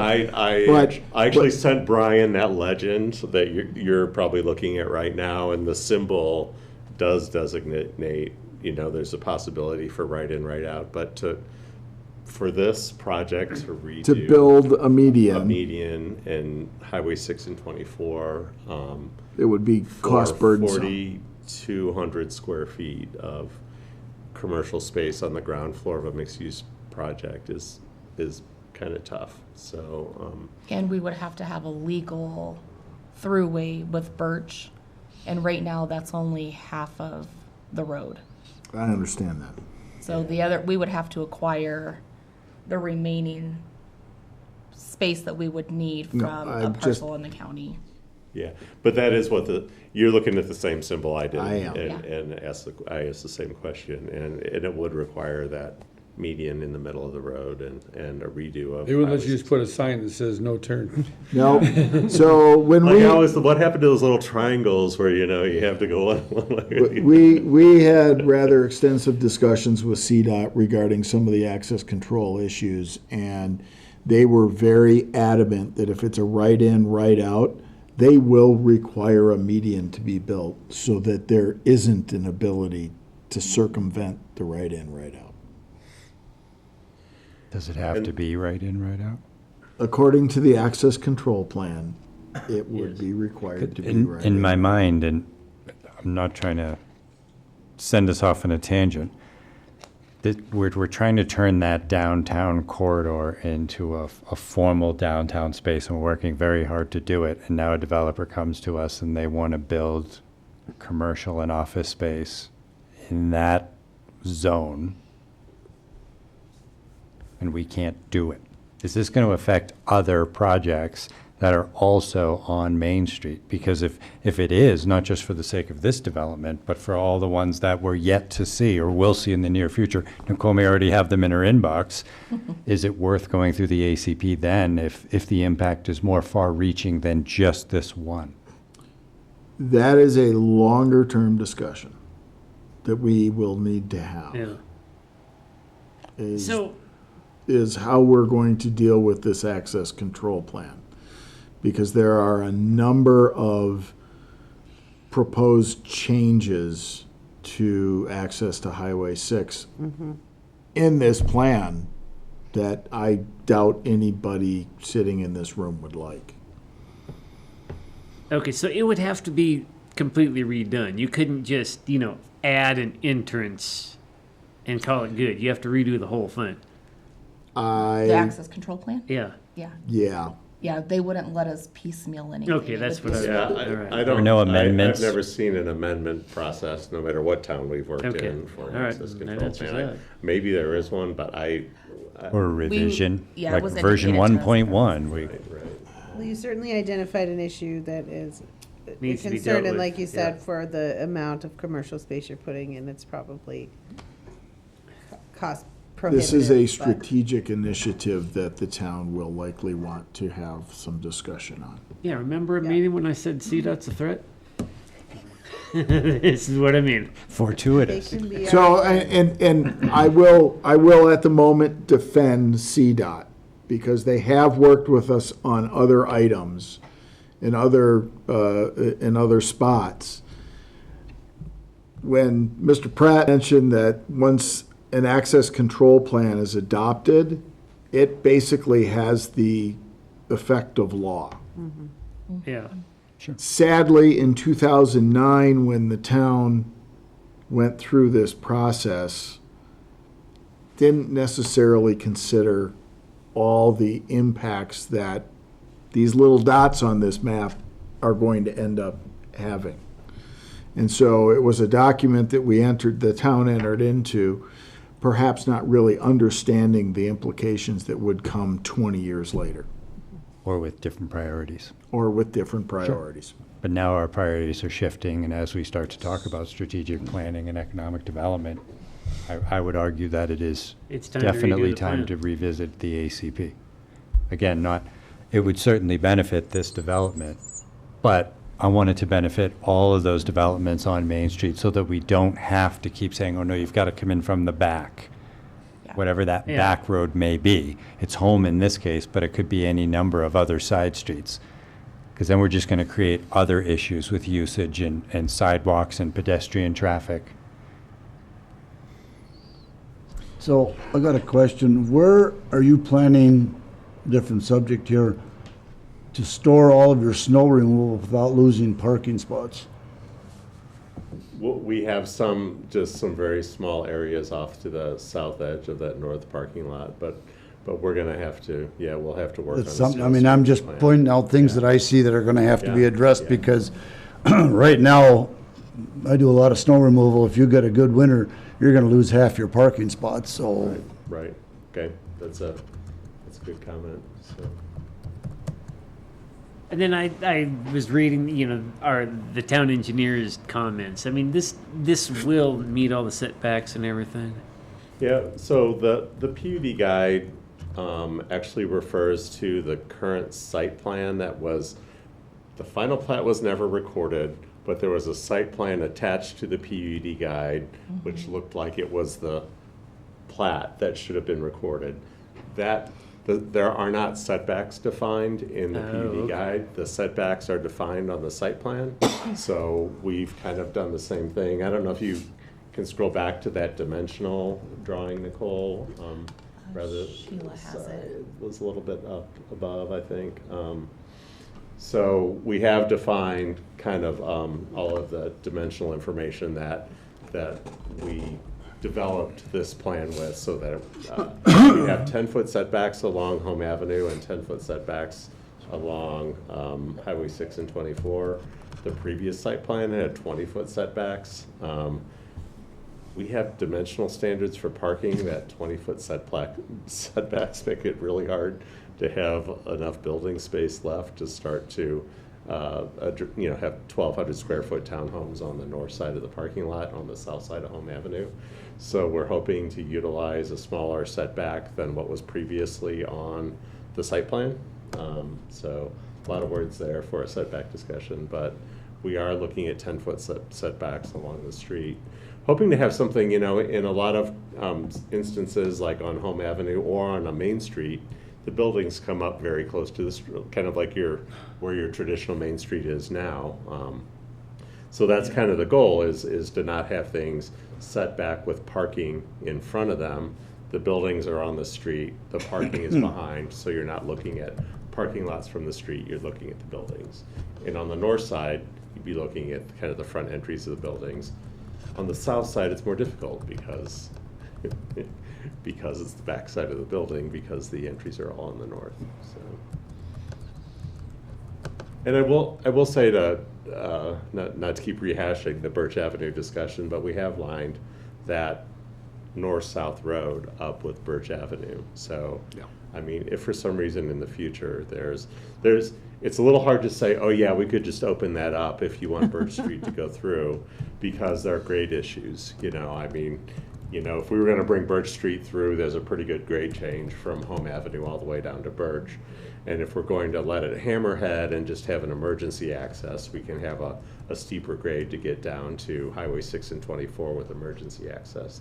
It still needs to meet code, but I guess I'm just saying, we've tried to horizontally line things up, so that if there's an opportunity in the future, one of the reasons we really want to talk to you all is so that if this comes in, this hasn't been heavily engineered. I mean, we thought about it dimensionally, but when we come in for preliminary plan and we're designing it like this, we kind of need to know now that our preliminary plan is going to be, I know you can't say, oh yeah, we'll approve that, but we need to know now that you would find it acceptable to pursue a plan like this for this property, so that we get into the heavy engineering, we're engineering it the right way, and we don't want to engineer it 3 times again. We want to engineer it based on our 3 sketch plans, and this is the end one. So that's why it's important for us. We could have stopped at P&Z because we weren't required to come to you, but we want your input, so we know we're proceeding in the right direction. But I mean, but out of curiosity, of the setbacks, because the town code's 20 feet, so they would have to come before.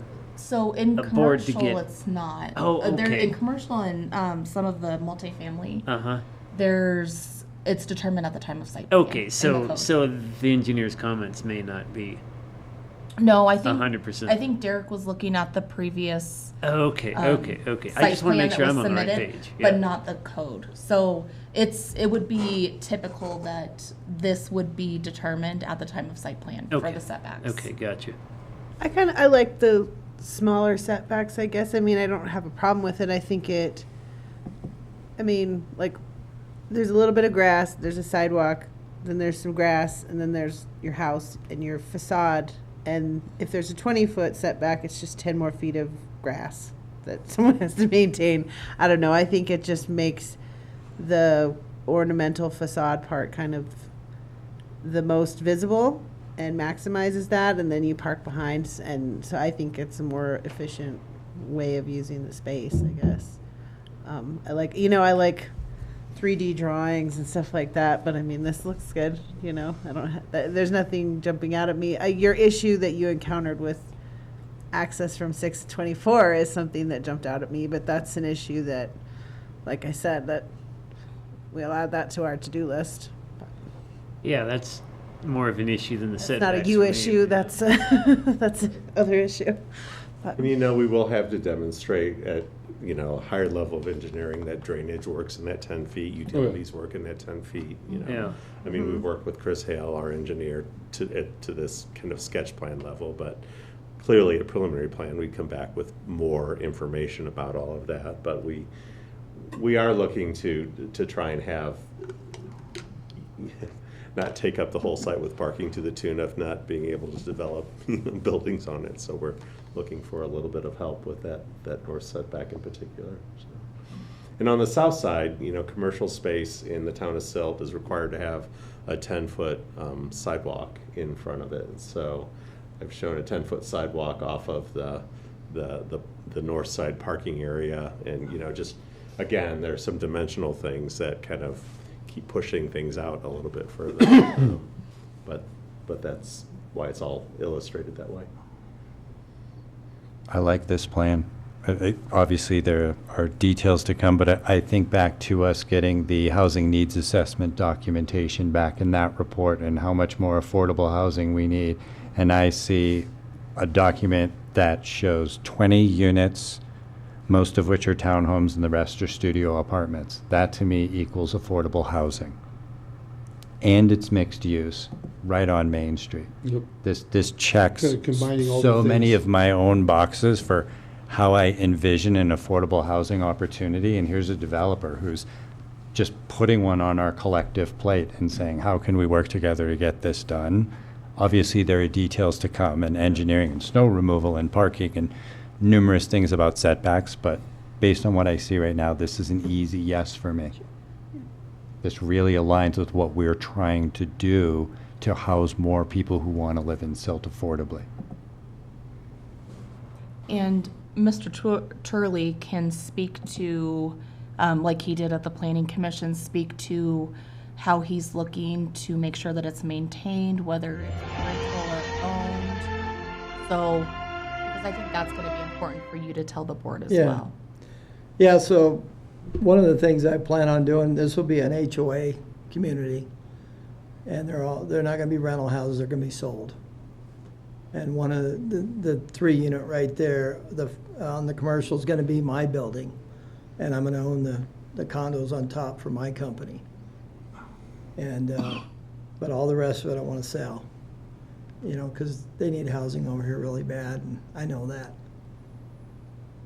And I want a community that people are gonna wanna live in, so it's important to me. And if it works, we'll do it again. Yeah, so the commercial would only be along Main Street then? Correct. Okay. Yeah. Yeah, it would be Studios lots above 4 that, and 5. And the rest of it would be townhouses. Because, you know, Yeah. sometimes developers just want Rent. to milk it for all it's worth. Sure. Suck people dry, so. A lot of people want rental properties, but I don't wanna, I'm not a landlord. I got 2 houses sitting there now and they're vacant. Well, we've talked about it previously, owners build a community because they tend to be around longer, they tend to be more engaged in the community, more participatory. It all sort of funnels into these outcomes that we've discussed in the abstract so often. And here's a developer who's come to the table that said, I want to build what you're asking for, generally speaking.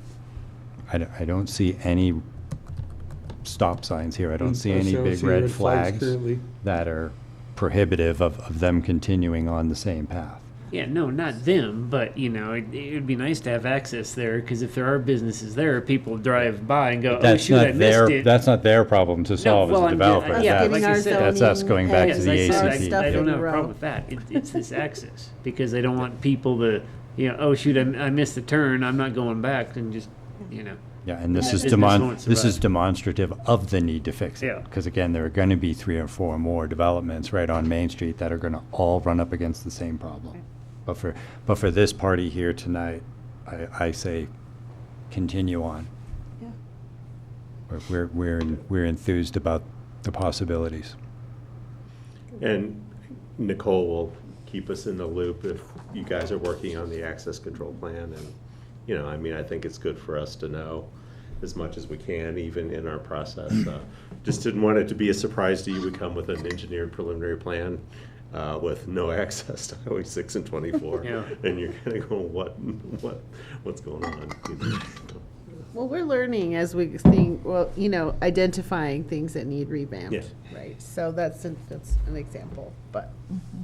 None of us were here in 2009 in terms of our elected seats and Yeah, our staff yeah. positions as well. So this is new to us. Yeah, And, yeah. and we address these things as we learn about them. So do we. You're picking up where previous applicants left off and different eras of Yeah. code and things like that. So great job navigating all that.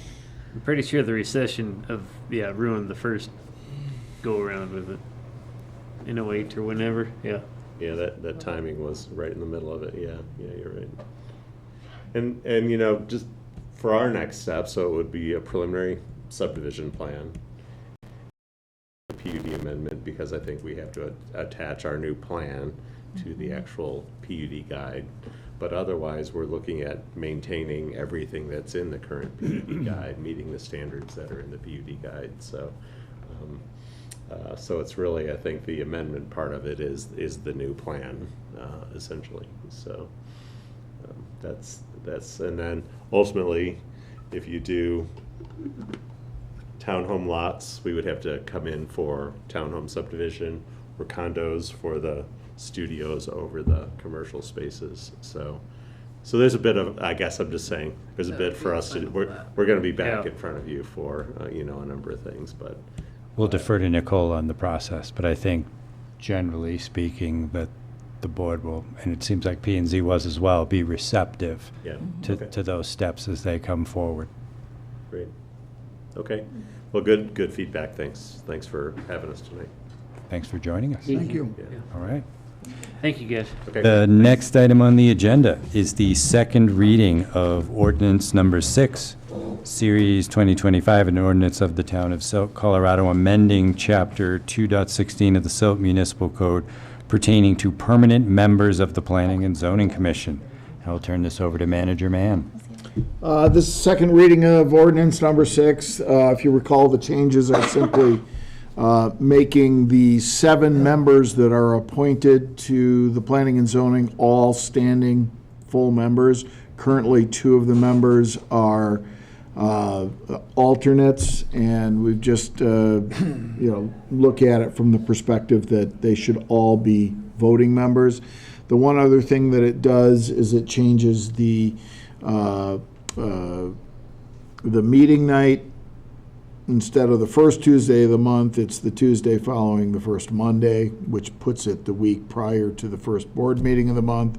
And then the last item is that it extends the chair and vice chair terms from 1 year, so appointed annually from the membership of the planning and zoning, to a 2-year appointment. And those are the 3 changes that the ordinance affects.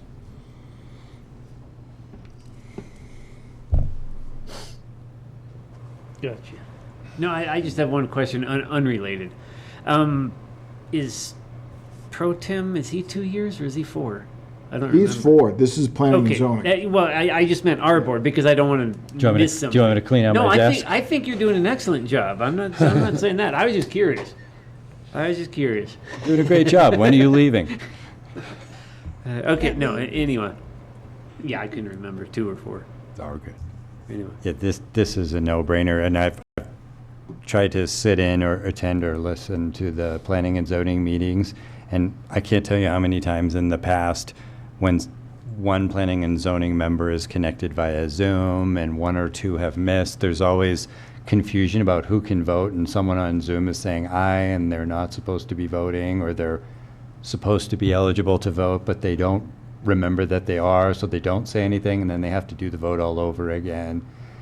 This just simplifies the operations of planning and zoning. I mean, I think when maybe it was just low participation, then you need a system like this where, the alternates and stuff like that. But it doesn't seem like we have that issue anymore. And it's easy, it's statistically easier to have a quorum with this new model than with the old one. Because it was, okay, there were 2 alternates, but you're the more elder alternate, so you're voting, but you, the elder alternate, you're not. Yeah, it's kind of odd. And this would happen at the beginning of every meeting. Who can vote tonight? Yeah, we had to Takes a lot clarify of every time. meeting. Right, and they're on P and Z, and they didn't know who could vote that night. Yeah. It just streamlines it, yeah. So unless anyone has any other comments, questions, concerns, I will open the public hearing. Nope, go ahead. Okay. The time is now 8:58, and I will open the public hearing for the second reading of ordinance number 6, Series 2025. Persons desiring to make a public comment on this particular agenda item, please activate the raised hand function in the meeting program. Sheila, do we have any calls, emails, voicemails about this? No, I did not hear from anyone. Do we have any raised hands in the meeting room? No, we are down to just staff on Zoom. We wore them all out. And there's no one in here. It was the audit, just so you know. And there's no one here in chambers. So the time is now 8:59, and I will close the public hearing on the second reading of ordinance number 6, Series 2025, and open it up to further board comments, questions, or a I motion. guess I have a question. Here we are doing second reading, and here it says first reading in our packet. I think that was just missed, Jerry. Okay, I just double checking, making sure. I caught that this morning when I was working on this. Okay. Are we going for 3 now? We're going to have 3 readings? It says the second Yeah. reading was July 28th, right down below there, so. Mr. Mayor Pro Tem, I'd like to make a motion approving the second reading of ordinance number 6, series 2025. Second. All right, we have a motion by trustee Clausen to approve the second reading of ordinance number 6, series 2025, and that was seconded by trustee Seifert. All those in favor? Aye. Any opposed? The motion carries unanimously. The next item on the agenda is the second reading of ordinance number 7, Series 2025, an ordinance of the Town of Silt, Colorado, repealing and restating Chapter 9.16 entitled Noise, Section 12.12.030 entitled Permit Term, and Section 1749.030E entitled Noise of the Silt Municipal Code related to noise within the Town of Silt, Garfield County, State of Colorado. I will turn this over to Director Centeno. Alrighty, we were able to meet with the subcommittee again to determine quiet hour decibel levels as a baseline. Sorry, I'm trying to get to that in my packet right now. Page 470. 471. 471, 472. I don't know who put together a 488-page packet. Took a while to scroll down, but Couldn't have possibly been me. Okay. So for the quiet hours, Monday through Thursday, we came to a consensus that 50 decibels would be 50 Monday through Sunday, really, in all residential. And then in a B1, B2, and B3 at 65. And then in a business industrial, with the thought process that they would have to work throughout the night potentially, is not going to have a limited quiet hour. We also further discussed whether idling vehicles would be, if it would be beneficial to add idling vehicles to the noise ordinance, and determine that that is actually going to be better suited at a different part of code. And I believe those were the only 2 items that we were going back to the subcommittee with to have further discussion about. That's kind of nuanced, I guess, but like if someone is idling their car, they could be breaking whatever ordinance you're talking about developing and still break the noise ordinance. I mean, if their car idles at 80 decibels, Yeah. then they're, I mean, just because it doesn't explicitly state that, it could still be violating the noise code, right? It could be, yeah. It's, the idling vehicles are covered in the model traffic code. So that's what the officers are going to use to write those tickets, because those are actually Colorado statute requirements for idling vehicles. There's very specific rules when it comes to idling of vehicles. And there's some limited regulation that you can do for trucks. But it's basically you get to idle your truck if you're required to sleep in it. So if you're on a mandatory DOT rest period Right. and it's cold, your truck can So idle. can't infringe upon that. We're not going to infringe on it. The siting of new truck stops is supposed to be 1,000 feet away from any residentially zoned area. Or if your neighbor is idling their vehicle and they're not necessarily breaking that rule, but you get your decibel They would, thing you out know, and they're violating that. you have the ability to idle your vehicle for 5 minutes. I mean, I was just curious, I guess, but. have you done a decibel level out at the truck stop at all? I had requested that. I have not received the data. I was just curious. Yep. One thing to remember about the truck stop is the truck stop was there before the residences. That's why I'm just curious what it would Yeah. be. And we are too, and we are looking at getting some data so that we know what that idling sound level is.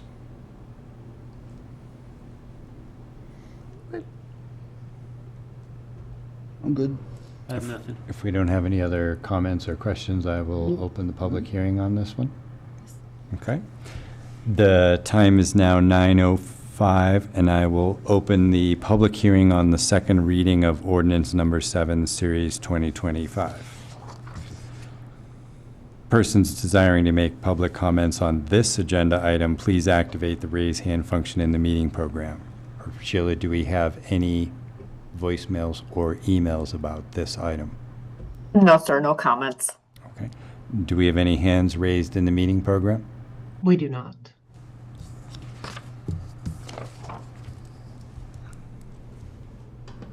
I don't know if you heard me. We do not. I'm sorry, yes, thank you, Amy. Okay. Trying to remember which agenda item we were on, my bad.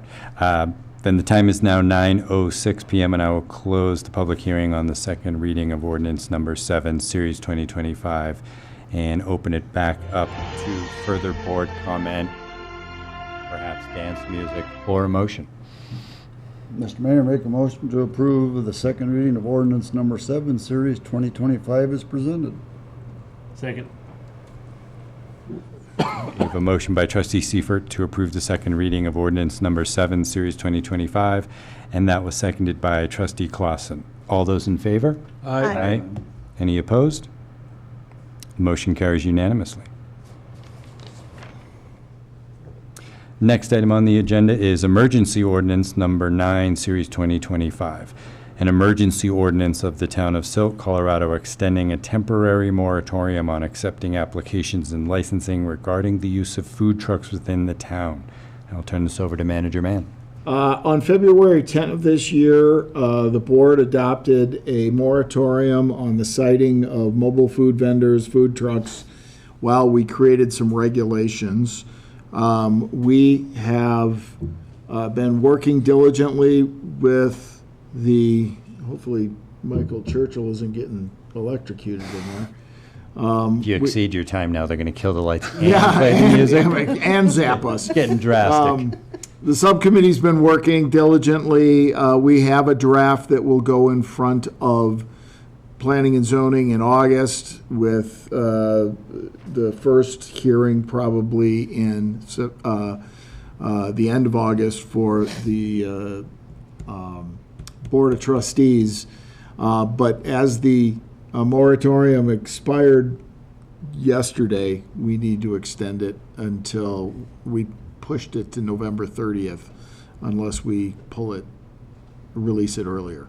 But that gives us enough time to get through the process at this point.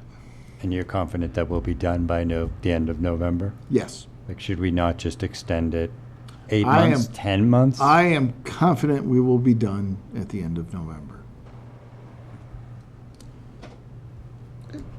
Any comments or questions from the board before I open up the public hearing? Sounds like a plan. No, I think we'll be done by end of November too as well.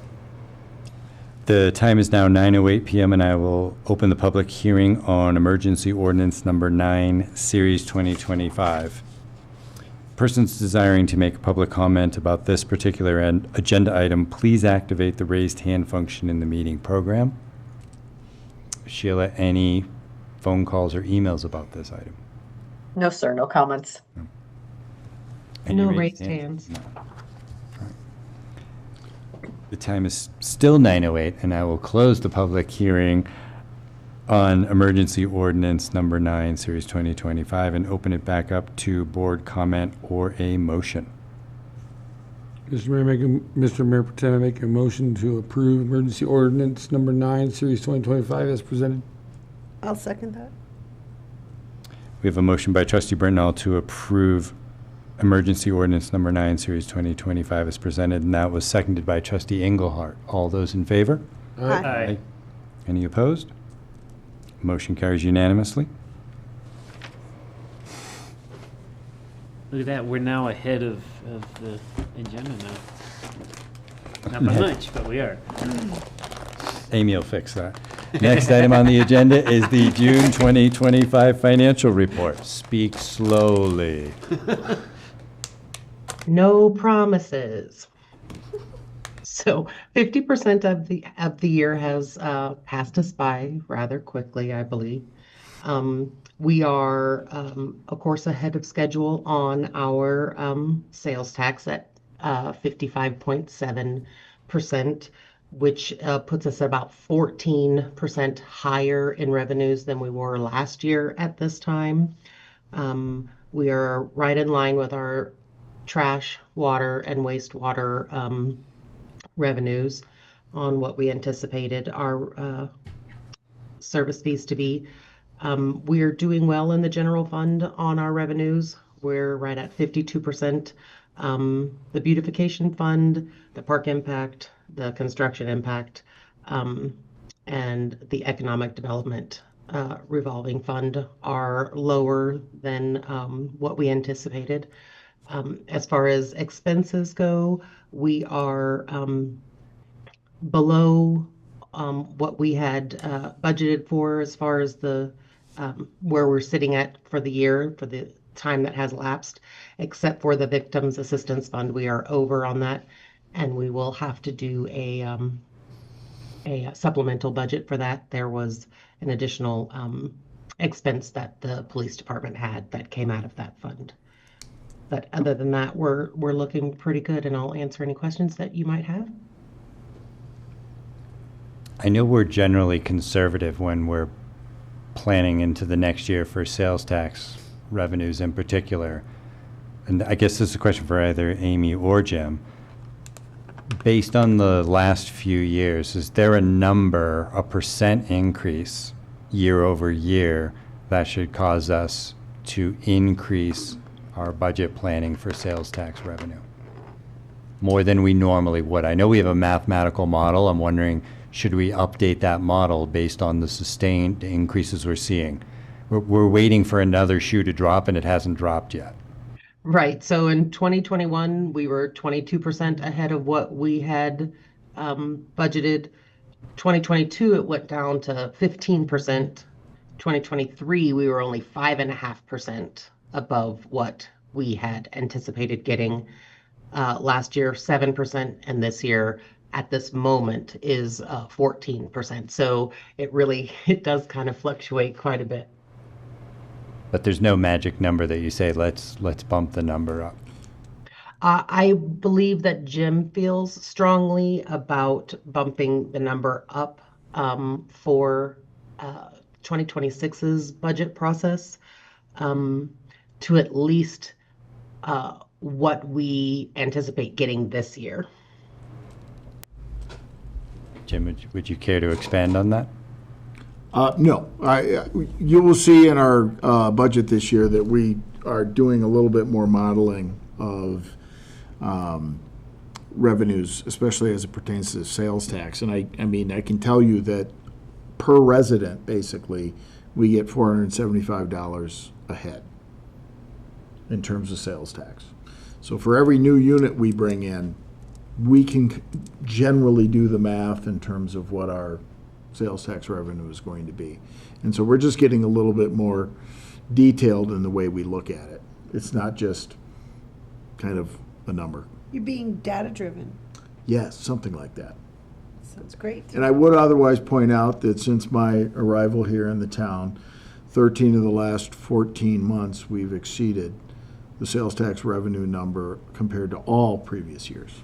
So you're using Amazon a lot in your free time. Exactly. I believe my wife figured out that sales taxes are cheaper in Silt than they are in Castle Rock, so she now buys things and ships them here. And delivered to the condo, and then Yes. take them home. Ask her to tell all her friends, and you'll bring it all back with you on the weekend. It's a new business. It'll be a cottage industry. Everybody Uber blames for their boxes. wife Yes. The numbers, as usual, look great, Amy. Thank you. Yeah. Any other comments or questions to report? Nope. No, that's good. Then the next item on the agenda is manager and staff comments. And I'll turn this over to manager. One additional thing that I'm going to add due to the hour. On August 16th, the Coal Ridge Titans are holding their annual Titan Classic at Lakota Links Golf Club. Scramble day starts at 8 a.m. in the morning with registration shotgun at 9 a.m. Cost for a 4-person team would be $600 at the base level. If anybody is interested and you want to contribute to the Titans, let me know and we can get you signed up. What was the date? August 16th. Possibly lead a team again, or to help with a team Yeah, again. possibly. Yeah. I wouldn't mind golf. Everybody would be in danger on the golf course if I'm out there, so no. I'm not going to. Oh.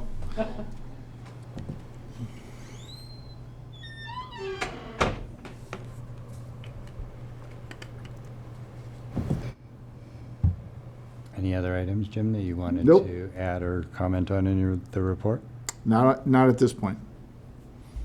I'm kind of disappointed about the Roy Moore, just because we have to wait longer. We've already been waiting for years. I know, but we're so close. It seems like they're genuinely It's getting having answered. some challenges filling that seat on the school board. I know some texts and some emails have been going out to various people, trying to find interested parties to dedicate the time and the effort to fill the seat. I think it's hard to blame them for not being able to find someone. The town of Silt has dealt with it ourselves with planning and zoning and the board of trustees, so it happens. I think if we have to Code wait for that, enforcement. then it's unfortunate, but it's not anything we Yeah. can control. No, I'm just. Jim, I would like to ask for 2 tickets to the Laugh Your Tail Off event. I know in your report you said there were 6. Was it 6 more? There are 6 additional tickets that we can get for the table that we have. So now there's 4. No, there I'll are be more. doing 2, so. But that was already factored in. No, it was the mayor and the mayor's wife. All right, so we just need 2 more then.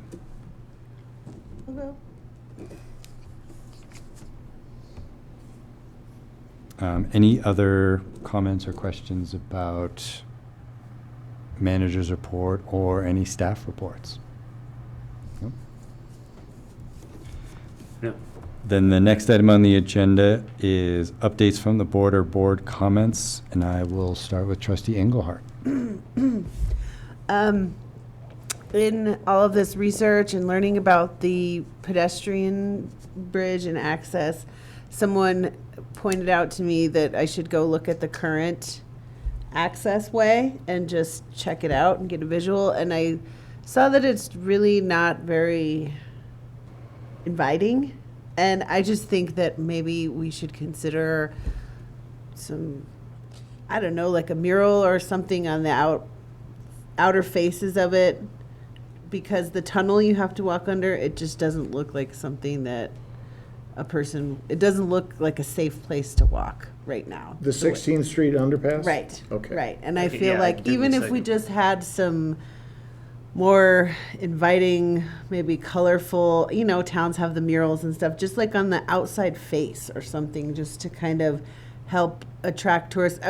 Somebody joked that maybe we could do like a mine shaft, but I thought that doesn't work because then a tourist might actually think it's an abandoned mine shaft. We would need something that's inviting and somewhat informative to tourists to whoever that needs to use it, just because that's what we have right now, and it's not great, and it also looks like I would never want my kid to just walk under there right now, so it's just something I thought maybe we could think about with working with what we currently have.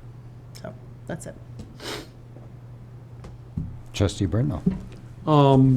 This weekend we had a bunch of people from Silt, this last week, go to the World Horseshoe Tournament in Salt Lake area. We had Patrick Duncan he got first in his class. Of course he did. World champion horseshoe thrower. We had Josh Johnson got 4th in his class. This gentleman's from Clifton, actually, but throws up here all the time with most of us. He got 2nd. And then Burley Taylor got 4th in her class this last week as well, so it was neat. But one of the big things out of that came out of it was they talked to a lot of other throwers from the Colorado area, and they're all really interested in coming and want to do a tournament here, possibly even before the end of the year to close out the season type of a thing. And so we're working with people to get that on the books and scheduled. The town's already given us all the stuff they need from that.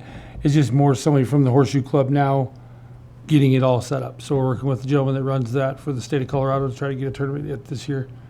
But there's a lot of interest. And then this weekend I was in Mountain Fair playing horseshoes with people and talking to people and showing pictures of the pits, and people are really, really impressed with what we have with that up there. It's a really nice feature, and we appreciate it.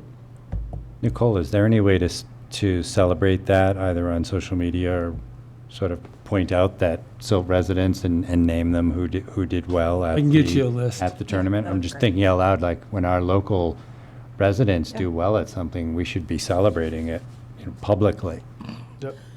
I'll get with Charlie and Burley because they were there and whatnot, and get a thing together of who did what and whatnot, and That'd be great. get you something. Cool. Trustee Clausen? I do not have anything tonight. You still feeling not well yet from last time? I got my hair cut. My head's real light right There you now, go. so. Trustee Seifert? Just to let everybody know, the fair starts this week. The parade is, rifle is Saturday morning. There's a big car show Saturday afternoon with a band, so fair week starts off. And I have nothing. So the next item on the agenda is adjournment. Mr. Mayor, make a motion to adjourn. Second. Motion by Trustee Seifert to adjourn, seconded by Trustee Britnall. All those in favor, say aye. Aye. Any opposed? Motion carries unanimously. Thank you, everyone.